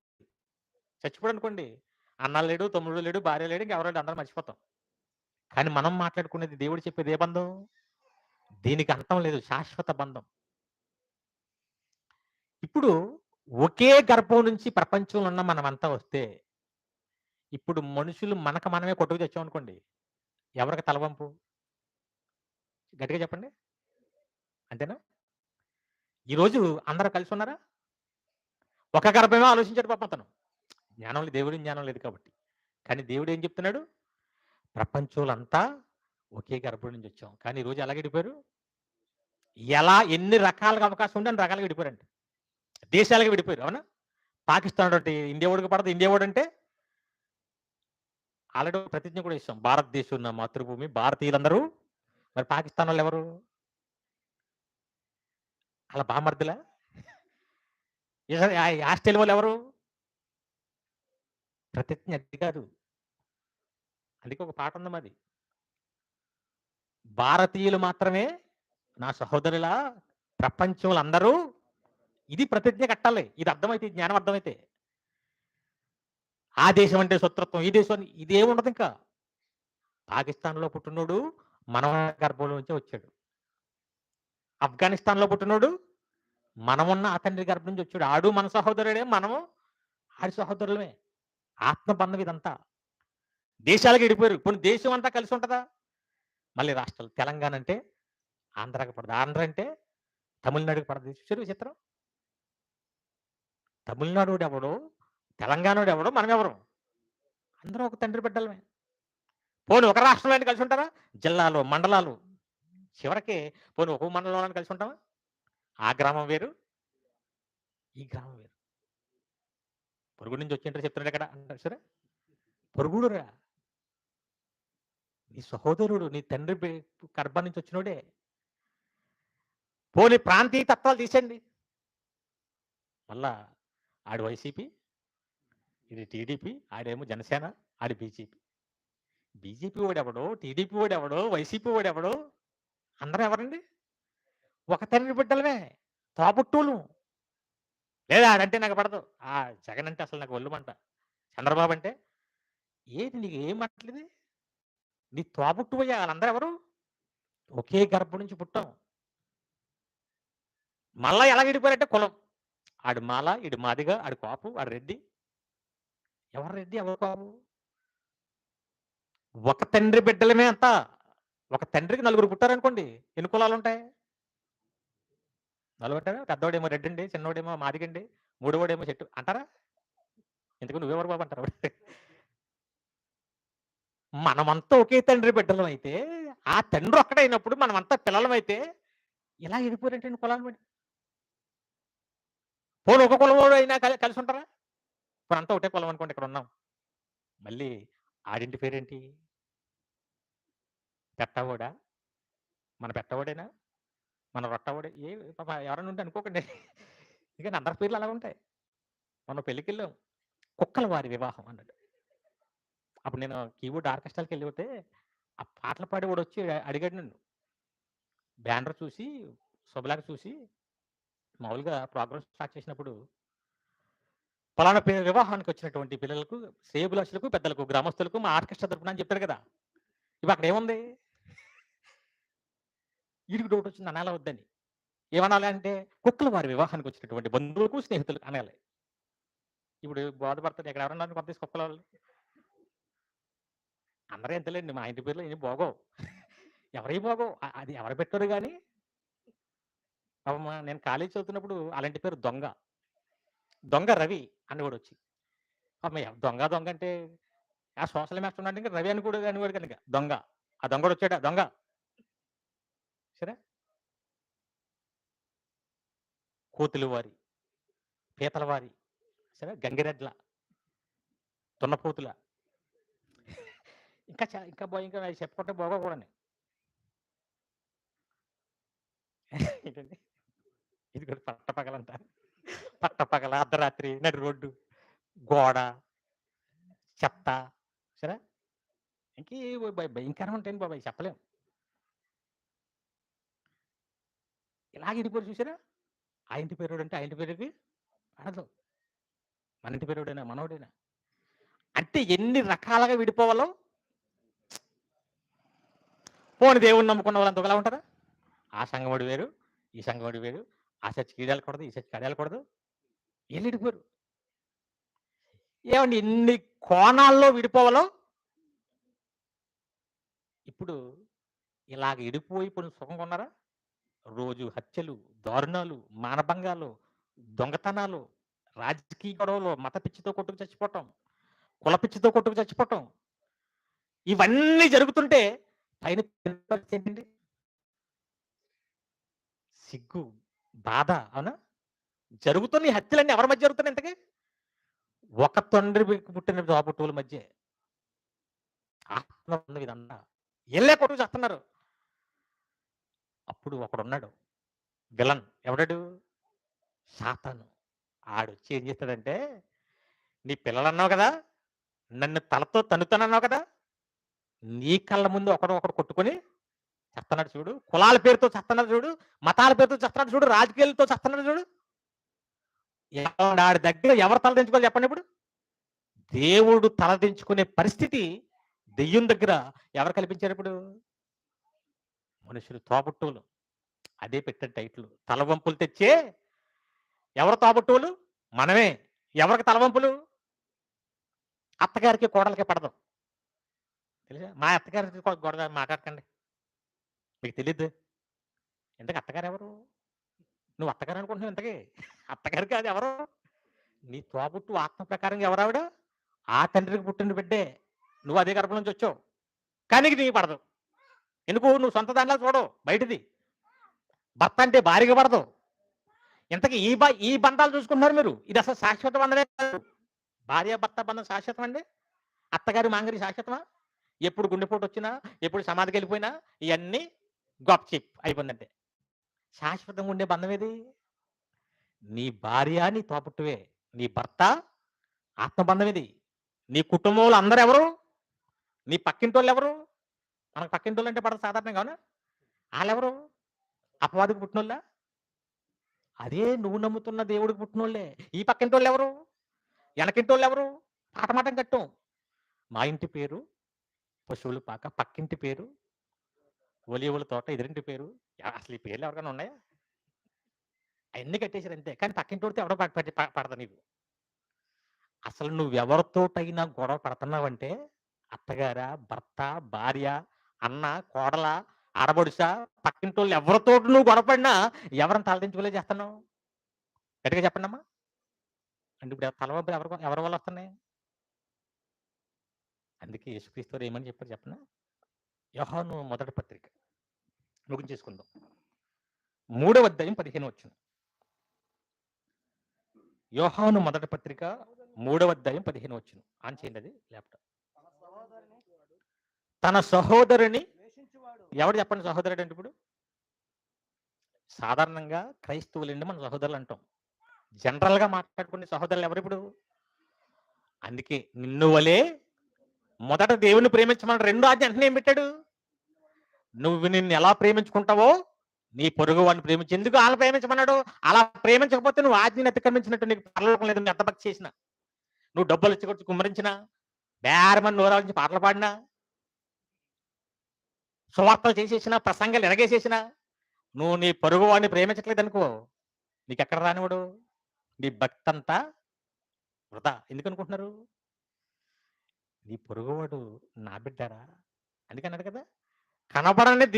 కనబడే సహోదరుని ప్రేమించను నువ్వు, కనబడని నన్ను ప్రేమించడం అంటాడు. నేను నమ్మను, నీ మాటలు నేను నమ్మను. ఎందుకంటే నా గర్భంలోంచి వచ్చిన ఆయన నువ్వు ప్రేమించట్లేదు, కనబడేవాడిని ప్రేమిస్తున్నావా? నీ మాటల నాటకం. ఆ మతం వాడు అంటే నాకు చిరాకండి, హైందువులు అంటే నాకు చిరాకండి అంటారు కదా. అయితే నీకు పరలోకం రాదు. హైందువులు ఎవరో, ముస్లింస్ ఎవరో, క్రైస్తవులు ఎవరో అందరూ ఒక దేవుడిని బిడ్డలే. నువ్వు వాళ్ళ ప్రేమించకుండా భక్తి పేరుతో కొట్టు చంపేసి తగలబడుతున్నారు కదా. మా దేవుడి పేరే చెప్పాలి, మా మతంలో అసలు ఏ దేవుడైనా కొట్టుకు చమ్మంటాడు చెప్పండి? ప్రపంచానికి అర్థం కాలేదు. ఒక తండ్రి బిడ్డలం ప్రపంచంలో ఉన్న మనమంతా. ఈ బంధాలన్నీ ఈ రోజు ఉంటాయి, రేపు. కానీ శాశ్వతంగా ఉండేది ఆత్మబంధం. ఇలాంటి గందరగోళం అయిపోయి ప్రపంచమంతా నాశనం అయిపోయి దెయ్యమేమో విరవేగిపోతూ దేవుడేమో తలదించుకునే పరిస్థితిలో ఒక మహానుభావుడు వచ్చాడండి ప్రపంచానికి. ఎవరైనా? యేసుక్రీస్తు వారు. ఎందుకు వచ్చాడు? రే మనమంతా ఒక తండ్రి బిడ్డలమే, మీరు ఒకరొకరు కొట్టుకు చావకండి. ఒక వ్యభిచార మందు పట్టబడింది ఒక ఆవిడ, విన్నారు కదండి. అందరూ రాళ్ళట్టుకు వచ్చారు. అందరూ ఏమనుకుంటున్నారంటే ఈవిడెవరో పొరుగింటి ఆవిడ కదా, దొరికేసింది, చంపేద్దాం. అదే మన చెల్లి దొరికిపోయింది అనుకోండి. అమ్మ మీ ఇంట్లో మన చెల్లి ఎవరైనా తప్పు చేసి దొరికిపోయింది అనుకోండి, నడి రోడ్లో పెట్టి రాళ్ళు ఇచ్చి కొడతామా? ఏం చేస్తాం? కప్పేసుకుంటాం. ఎవరికే అసలు ఇంట్లో వాళ్ళకే పుట్టుగా అందరికీ తెలియదు. లవ్ లెటర్లో నవ్వులేసి మింగేసినట్టు ఈ విషయాన్ని కూడా ఏం చేస్తుంటారు? అలా గప్సి ఎవరికీ తెలియదు. ఏమవలేదు, అసలు ఏమవలేదు. లోపల మాత్రం కుమ్ముతుంటాడు, బయటకు మాత్రం ఏం లేదు. సొంత చెల్లి అయితే అదే, బయటదైతే వాట్సాప్లో, ఫేస్బుక్లు తెలుసా మొదలెట్టేస్తుంటాడు. ప్రసారం, పబ్లిసిటీ. ఎందుకు? పక్కింటిదా అనుకుంటున్నావు కదా నువ్వు. అలాగనుకునే రాళ్ళెట్టుకుని వచ్చేసారు. ఈ విషయాలు మంది పట్టుబడింది కదా, చంపేద్దాం. అక్కడ మహానుభావుడు ఉన్నాడు. ఎవరు? ఆయన ఏం చేశాడు? రాడేసే అర్హత ఆయనకున్నా ఏమనకుండా, అమ్మ వెళ్ళిపోయి ఇంకెప్పుడు పాపం చేయకమ్మ వెళ్ళిపో. ఇది ఎందుకు అది క్షమించాడు చెప్పండి? ధర్మశాస్త్ర ప్రకారం చంపేచ్చామని, తప్పు చేసింది. ఎందుకు క్షమించాడు? నా సహోదరి, నా తండ్రి గర్భంలోంచి నా తోబుట్టు వీవుడా, నేను ఇది తప్పు చేసిన నీవని చంపితే ఎవరు బాధపడతారు?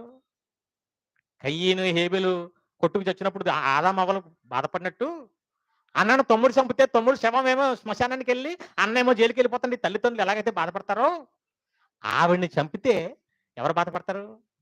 నా తండ్రి బాధ. అందుకే నా తండ్రి తలదించుకోకూడదు మా వల్ల. అందుకు కన్నగా ఏం చేసాడు ఆవిడ్ని?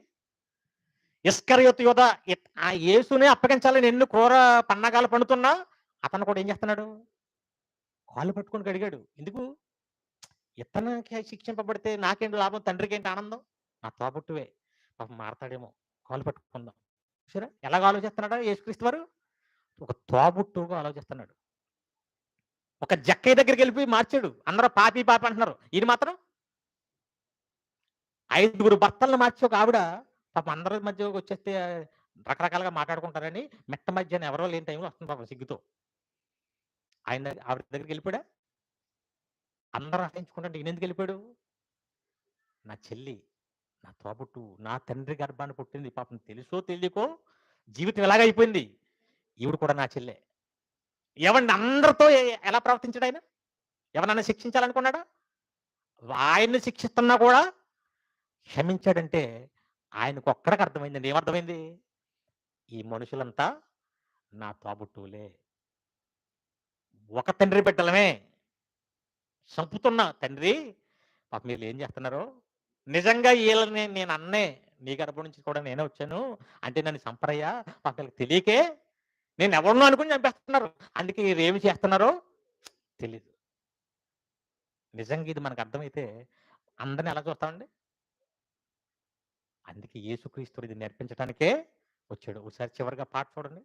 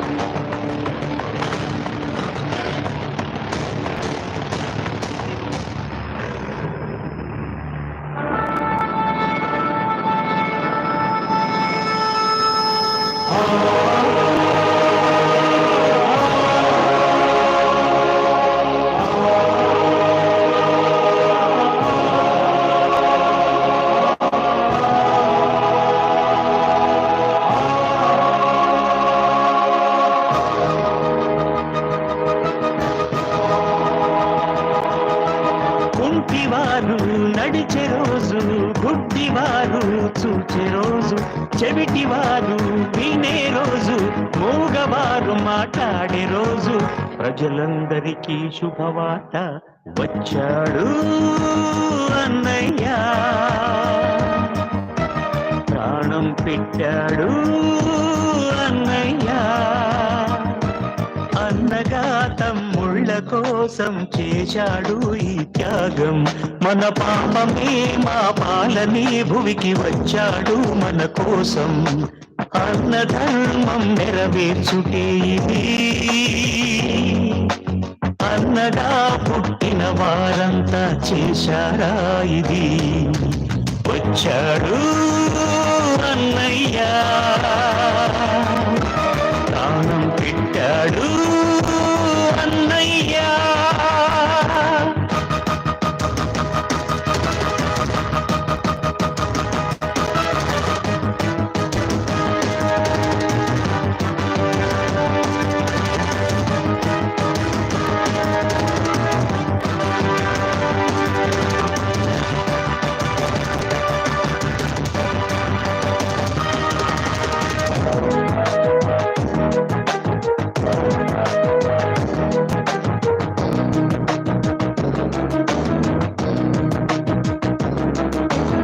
అన్నగా భోజనం పెట్టాడు, అన్నగా స్వస్థతలు చేశాడు, అన్నగా ప్రాణమే పెట్టాడు, అన్నగా క్షమించాడు.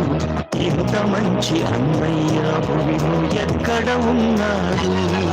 ఏ పాపము చేయకుండా రత్నం అందించాడు. అన్న ధర్మం నెరవేర్చాడు, అన్నగా అన్ని చేశాడు. వచ్చాడు అన్నయ్య, ప్రాణం పెట్టాడు అన్నయ్య.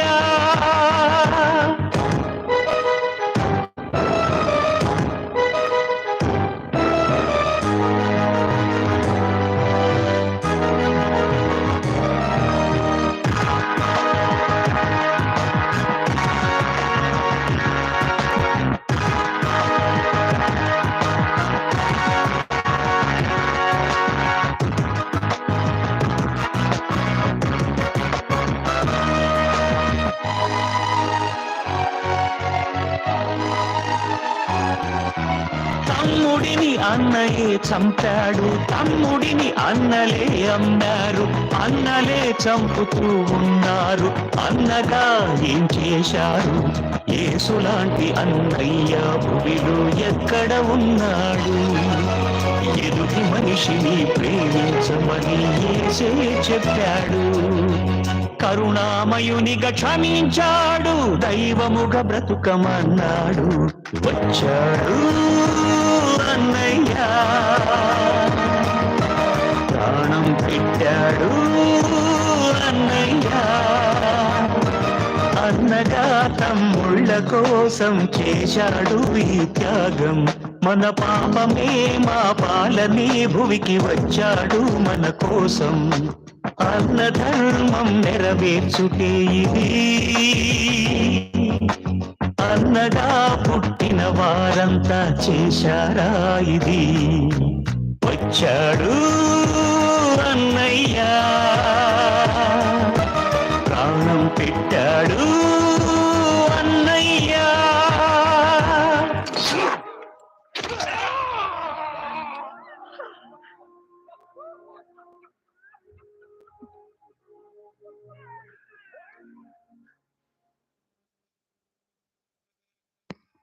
చూశారు కదా, యేసుక్రీస్తు వారు వచ్చి ఆయన బ్రతికి చూపించింది ఏంటంటే, ఈ భూమి మీద అంతా మనమంతా తోబుట్టువులమే. అందుకే ఎవరిని శిక్షించలేదు, ఎవరి మీద గొడవ పెట్టలేదు, ఎవరిని ద్వేషించలేదు. ఆయన మీదకి వచ్చి చంపుతున్న వారిని కూడా క్షమించి ప్రేమించి ప్రాణం పెట్టాడంటే, అందుకే ఈ భూమి మీద పుట్టిన కొడుకులు బిడ్డలు అందరిలో ఒక ఆయన విషయంలో తలెత్తుకుని మాట్లాడిన దేవుడు ఈయన విషయమే. ఏమని? ఈయన నా ప్రియకుమారుడు, ఈయన యందు నేను సంతోషిస్తున్నాను. తలెత్తుకున్నాను నేను. దెయ్యం ముందు చెప్పగలను, చూసావా నా కొడుకు, నా బిడ్డ. ఏమన్నా మన కోసం అలాగంటాడా? తెల్లారితే గొడవలు ఎవరి మీద? చర్చికి వచ్చినప్పుడు మాత్రం ముసుగులేసుకుని ప్రశాంతంగా ఉంటాం, వీళ్ళంతా దేవుని బిడ్డలు అని. బయటికి వెళ్తే అసలు చర్చికే కొట్టుకుని వస్తాం. మళ్ళీ వచ్చాక చెప్తాను నీ సంగతి అని. ఎక్కడికి వెళ్ళింది మళ్ళీ వస్తాక చెప్తానని చర్చికి వచ్చింది. ఈ అరగంట సేపు గంట సేపు శుభ్రంగా ముసుగేసుకుని నోరా నుంచి నిద్రపోయి ఆ తర్వాత వెళ్ళిపోయి మళ్ళీ ఏంటి ఇందాక అన్నా ఇప్పుడు చెప్పు, ఇంత ఎందుకు వచ్చావు, ఎవరు బిడ్డ, ఎవరు తండ్రి, ఎవరికి పూజలు చేసావు, మరి నువ్వు ఎవరు గొడవ పెట్టుకుంటున్నావు, వాళ్ళెవరు, ఏమైనా అర్థమైందా మనకి? అప్పుడు నీ కోసం ఏమన్నాడు తెలుసా? దేవుడు అన్నాడు, ఈయన నా ప్రియకుమారుడు, ఈయన యందు దెయ్యం అంటారు ఏమని?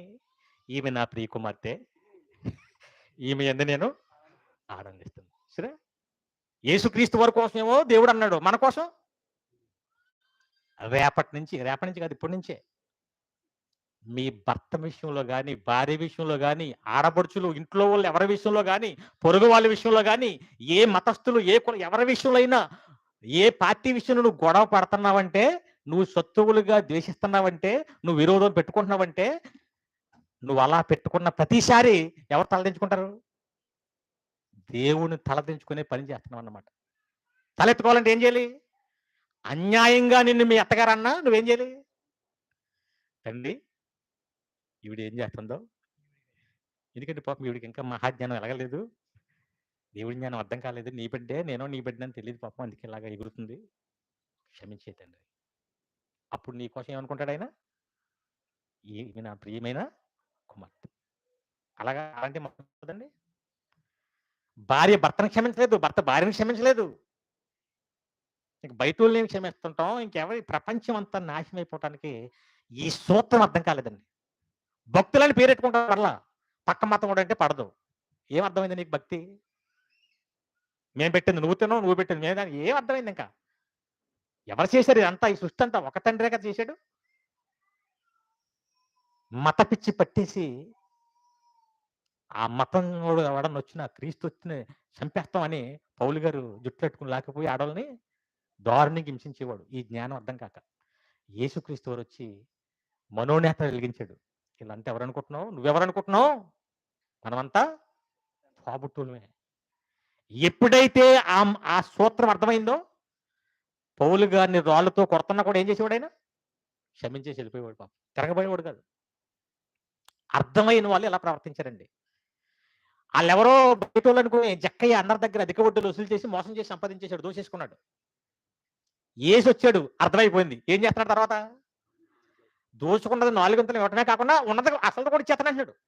నా ఆస్తులు సగభాగం. ఎందుక బేదలంతా ఎవరు? చివరికి ఒక మాట చెప్పి ముగిస్తాను. యేసుక్రీస్తు వారి దగ్గరికి ఒక ధనవంతుడు వచ్చాడు. పరలోకం వెళ్ళాలంటే ఏం చేయాలి? నిత్య జీవం పొందాలంటే ఏం చేయాలని అడిగాడు. అయితే ధర్మశాస్త్రం కొన్ని చెప్పింది కదా, అవన్నీ చేయన్నాడు. ఇవన్నీ నేను చిన్నప్పటి నుంచి అయితే నీకోటి కొదువుగా ఉందన్నాడు. ఫైనల్గా ఇది చేస్తే నువ్వు పరలోకి వెళ్ళిపోతావు, అంటే దేవుని బిడ్డవైపోతావు. ఏంటి? నీ ఆస్తి. చివరిగా చూసి ముగించేసుకుందాం చూడండి. మత్తయి సువార్త 19వ అధ్యాయం 16వ వచనం. మత్తయి సువార్త 19వ అధ్యాయం 16వ వచనం. కొంచెం బేస్ పెట్టు.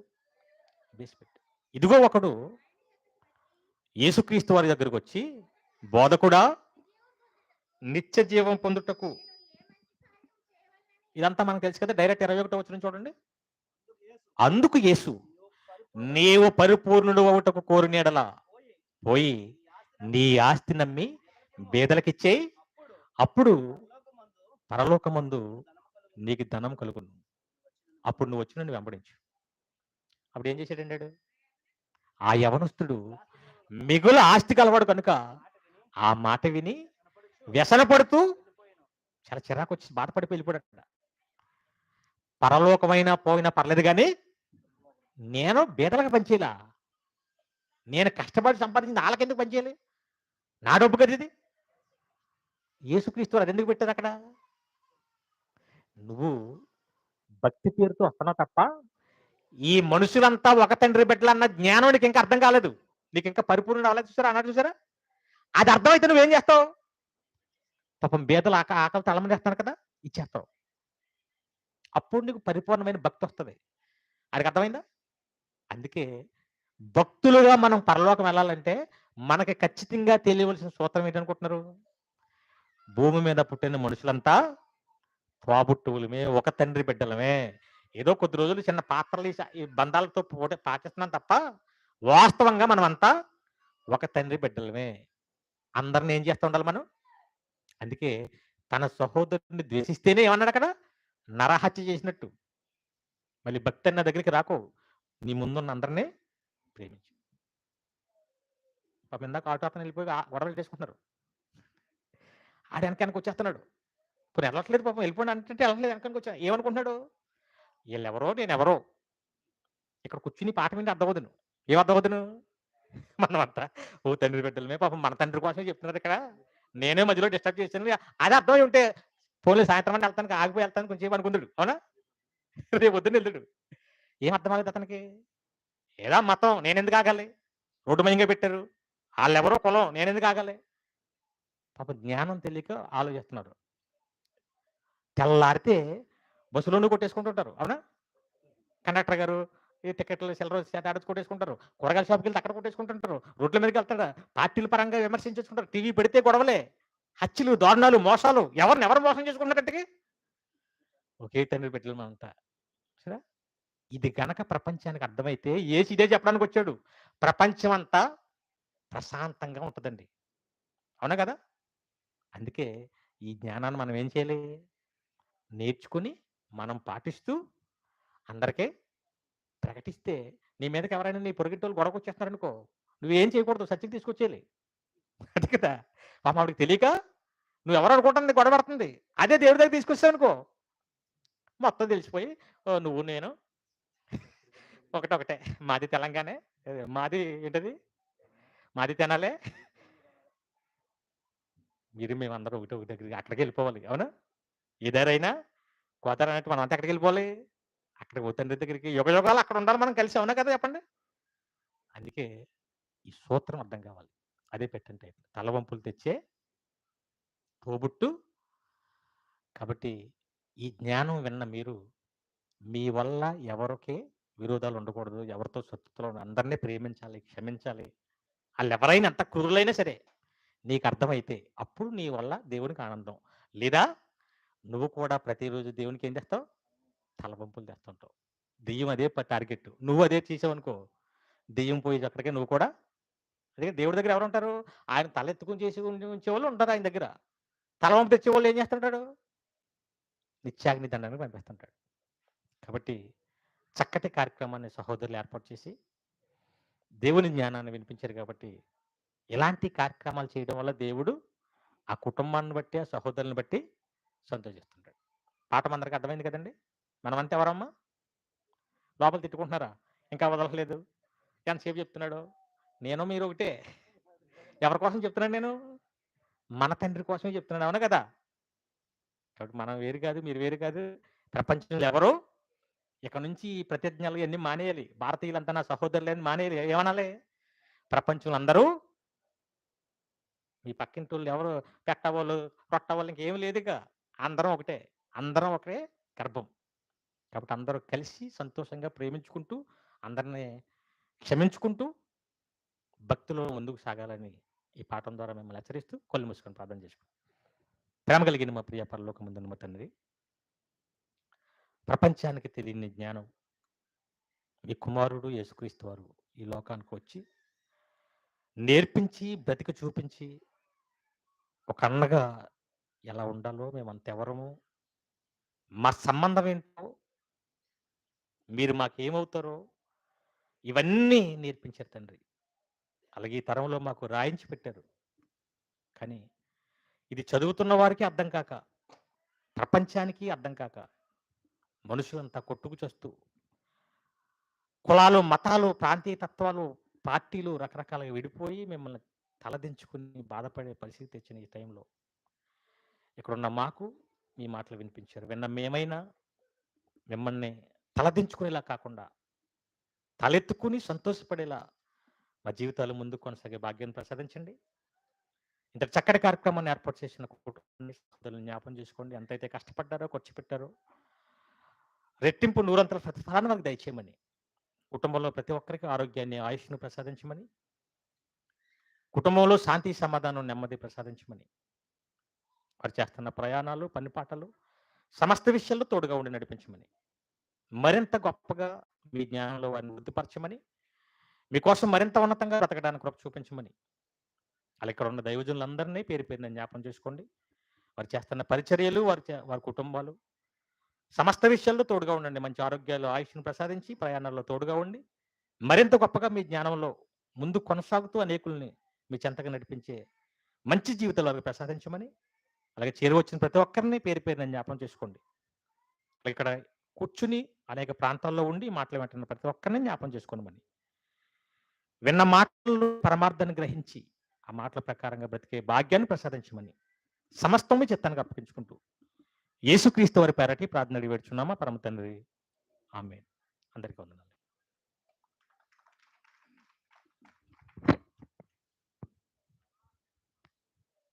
దేవుని పిల్లలారా, చాలా చక్కటి మాటలు విన్నాం కదండి. హృదయం నిండినట్టుందా మీకు? కడుపు నిండినట్టుగా ఉందండి? అవును కదా? దేవుని పిల్లలారా, చక్కటి ఈ కుటుంబానికి మనం రుణపడి ఉంటాం. ఎందుకు దేవుడు ఈ మాటలు చెప్పాడో మనందరం కూడా ఈ ప్రాంతంలో ఏ తెగులుకి ఏ మందేయాలో డాక్టర్కి ఎలా తెలుసో, ఏ ప్రాంతంలో ఏ మాటలు చెప్పించాలో ఎవరికి తెలుసు? దేవునికి తెలుసు. ఆషామాషిగా చెప్పిన మాటలు కాదు ఇవి. మనందరం కూడా చెప్పబడిన ప్రసంగానికి దోషులు. మనందరం కూడా మార్చుకోవాలి. అనేక మందిని మార్చాలి, క్షమించాలి. ఇలాంటి ఉన్నతమైన ఈ కార్యక్రమాన్ని తలపెట్టిన కుటుంబానికి, మొదటి ప్రసంగికులకు, ముఖ్య ప్రసంగికులకు ప్రత్యేకమైన అభినందనలు తెలియజేస్తూ, దేవుని పిల్లలారా ముగింపు మాటలు మనం విందామండి. చంటిబాబు గారు మన మధ్యన ఉన్నారు. ఈ సంఘాన్ని తన భుజాల మీద మోస్తూ మనందరికీ ఇలాంటి ఆత్మీయ ఆహారాన్ని వడ్డించడానికి తన కష్టాన్ని వెచ్చించి మన మధ్య శ్రామికుడిగా నిలవబడ్డ చంటిబాబు గారికి ఈ అవకాశాన్ని ఇస్తున్నాం. దేవుని యొక్క మహాప్రేమను బట్టి ఈ రాత్రికాల సమయంలో గుత్తుల సత్యబాబు గారు భాగ్యలక్ష్మి యొక్క దంపతుల కుటుంబం ద్వారా ఏర్పాటు చేయబడిన కృతజ్ఞత కూడికకు ముఖ్య ప్రసంగికులు ఇచ్చేసినటువంటి సహోదరులు నరేష్ కుమార్ గారికి హృదయపూర్వక ధన్యవాదాలు తెలియజేస్తున్నాను. మొదటి ప్రసంగం అందించిన కొల్లు ప్రసాద్ స్వామి గారికి హృదయపూర్వక ధన్యవాదాలు తెలియజేసుకుంటున్నాను. అదేవిధంగా సభకు అధ్యక్షులుగా ఉండి నడిపించిన కానూరు ప్రసాద్ గారికి హృదయపూర్వక ధన్యవాదాలు తెలియజేస్తున్నాను. సమయం అతీతమైనప్పటికీ కూడా అందరూ మంచిగా సహకరించారు. దాన్ని బట్టి మీ అందరికీ కూడా మా యొక్క హృదయపూర్వక ధన్యవాదాలు తెలియజేస్తున్నాను. ఈ కార్యక్రమం పెట్టిన సత్యబాబు గారు, ఆయన కార్యక్రమం పెట్టగానే మేము భయపడుతున్నా చాలామంది. వాతావరణం ఒకటి బాగలేదు, అప్పటికే వర్షాలు పడిపోయేమో ఈ వారం పెట్టొద్దని నాగేశ్వరరావు గారు అంటున్నారు, మేము అనుకుంటున్నాం. ఆయన మాత్రం ఏమంటున్నాడు, పెట్టాలి అంటున్నారు. అలాగే ఆయన ఏమైనా ఆనందంగా ఉండి పెట్టించలేదండి. సాధారణంగా మనం ఎప్పుడు పెట్టేస్తాం కృతజ్ఞత కూడిక, మీరు అందరూ సంతోషంగా ఉంటే పెడతారు, అవునా కదా? కానీ ఆయన పెట్టించినప్పుడు నాకు 2 సందర్భాలు గుర్తొచ్చాయండి. ఒక యోబు గారు గుర్తొచ్చాడు, ఒక హబక్కుక్ గారు గుర్తొచ్చారండి. హబక్కుక్ అంటే ఒక మాట, మంచి మాట, నా ద్రాక్ష తండ్రుల చెట్లు కాయకపోయినాను, అంజుర పండ్లు ఫలం ఇవ్వకపోయినాను, దొడ్లో సాలలో పశువులు లేకపోయినాను, నేను ఎవరిని మహిమపరుస్తాను? యోబు గారు మాట అంటాడు, భార్య వచ్చి హింస పెడతాది, ఇంకా దేవుని మీద నువ్వు యథార్థత వదలవా అంటే అప్పుడు అంటాడు ఆయన, అన్నీ ఆయన చేత పొందాం మనం, మేలు పొందిన మనము కీడు వచ్చినప్పుడు ఆయన మహిమపరచకూడదా? నాకు అయ్యే గుర్తొచ్చినాయి. ఎలాగైనా మీటింగ్ జరగకూడదని కొంతమంది, ఒక పక్కేమో వాతావరణ పరిస్థితి బాగాలేదని భయపడుతూ, ఎన్ని అయినప్పటికీ ఎన్ని అవాంతరాలు చూశారు కదా, చాలా అవాంతరాలు అయినప్పటికీ కూడా సక్సెస్ఫుల్గా ఈ మీటింగ్ జరగటానికి దేవుడు మంచి అవకాశం ఇచ్చాడు. మనం ఏదో పెట్టాను కాదు, ఆయన ప్రణాళికలో ఉంది కనుక మనం ఎన్ని కష్టాలైనా, ఎన్ని ఇబ్బందులైనా, ఎన్ని అవాంతరాలు వచ్చినా కార్యక్రమం అనేదండి సజావుగానే జరిగింది. ఎంతటి మహత్ కార్యక్రమం జరగటానికి సహకరించిన మీ అందరికీ, దాంతోపాటు మంచి వాతావరణం నడిపించిన మన దేవుని అయిన తండ్రి అయిన దేవునికి మనమంతా కూడా రుణస్థలమై ఉన్నాము. మీ అందరి కొరకు కుటుంబం అంతా కూడా ప్రేమ వందన ఏర్పాటు చేశారు. అందరూ కూడా భోజనం చేసి వెళ్ళాలని కూడా ఇక కుటుంబం తరపున మీ అందరినీ కూడా ప్రేమపూర్వకం కోరుచున్నాం. ఇంత కార్యక్రమం ఏర్పాటు చేసిన సత్యబాబు గారికి, వారి కుటుంబానికి హృదయపూర్వక ధన్యవాదాలు తెలియజేసుకుంటూ ఇక నా మాటలు ముగిస్తూ ఉన్నాను. ఇంకా ఆలస్యం చేయొద్దండి, ఇప్పుడే వందిన వార్త, భోజనాలు ఉన్నాయని ఇంక మనం ఆగాం. కాబట్టి మనం ముగింపు ప్రార్థనలోకి వెళ్ళిపోదాం. మన మధ్యన ఉన్న ప్రసాద్ గారు మనకి ముగింపు ప్రార్థన ఇస్తారు.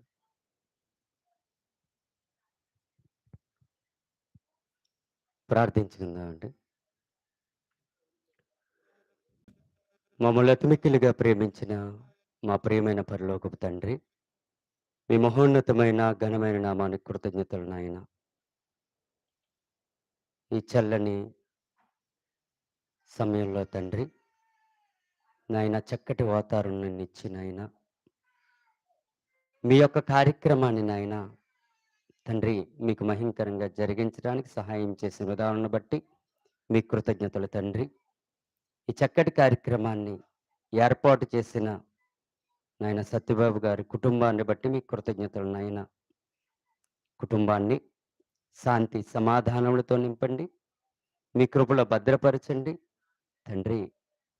మేమందరము నాయన మీ కుమారుల ద్వారా వినటువంటి మాటలను బట్టి నాయన మమ్మల్ని మేము సరిచేసుకుంటూ మనుషులందరూ నాయన మీ పిల్లలే అని, అనగా మా తోబుట్టువులని గ్రహించిన వారమై ప్రేమ కలిగిన ఆయన ఈ విధంగా అనేక చోట్ల సత్యాన్ని చెబుతూ తండ్రి ముందుకు సాగిపోయే భాగ్యాన్ని అనుగ్రహించండి.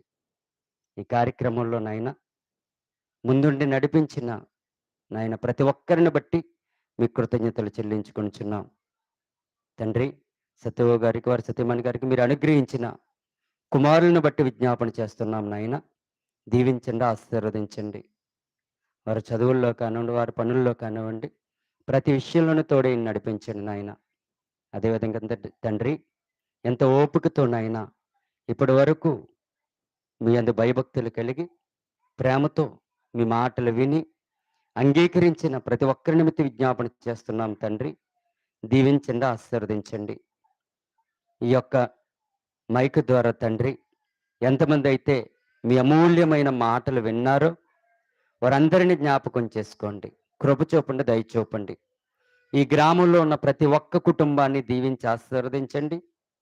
ప్రతి ఒక్కరూ నాయన సహోదర ప్రేమ కలిగి నాయన జీవించులాగన మీ బిడ్డలుగా తండ్రి, మీ కుమారులుగా, మీ కుమార్తెలుగా తండ్రి కలిసిమెలిసి తండ్రి మీ పనిలో సాగిపోవులాగన సహాయం చేయమని, తోడైండి నడిపించమని, మహిమ ఘనత ప్రభావాలు మీకు చెల్లించుకుంటూ మీ ప్రియకుమారుడు మా ప్రభువు త్వరలో రానయ్యున్న యేసుక్రీస్తు వారి దివ్య నామం ద్వారా ప్రార్థించి వేడుకొంచున్నాం మా ప్రియమైన పరలోకపు తండ్రి. ఆమెన్. తండ్రి యొక్క ప్రేమయు, కుమారుని యొక్క కృపయు, పరిశుద్ధాత్మ దేవుని అన్యోన్య సహవాసము ఈ ప్రపంచ ప్రజలందరికీ తోడయుండి ముందుకు నడిపించును గాక. ఆమెన్. అందరికీ వందనాలండి. ప్రతి ఒక్కరూ భోజనం చేసి వెళ్ళవలసిందిగా కోరుచున్నాం.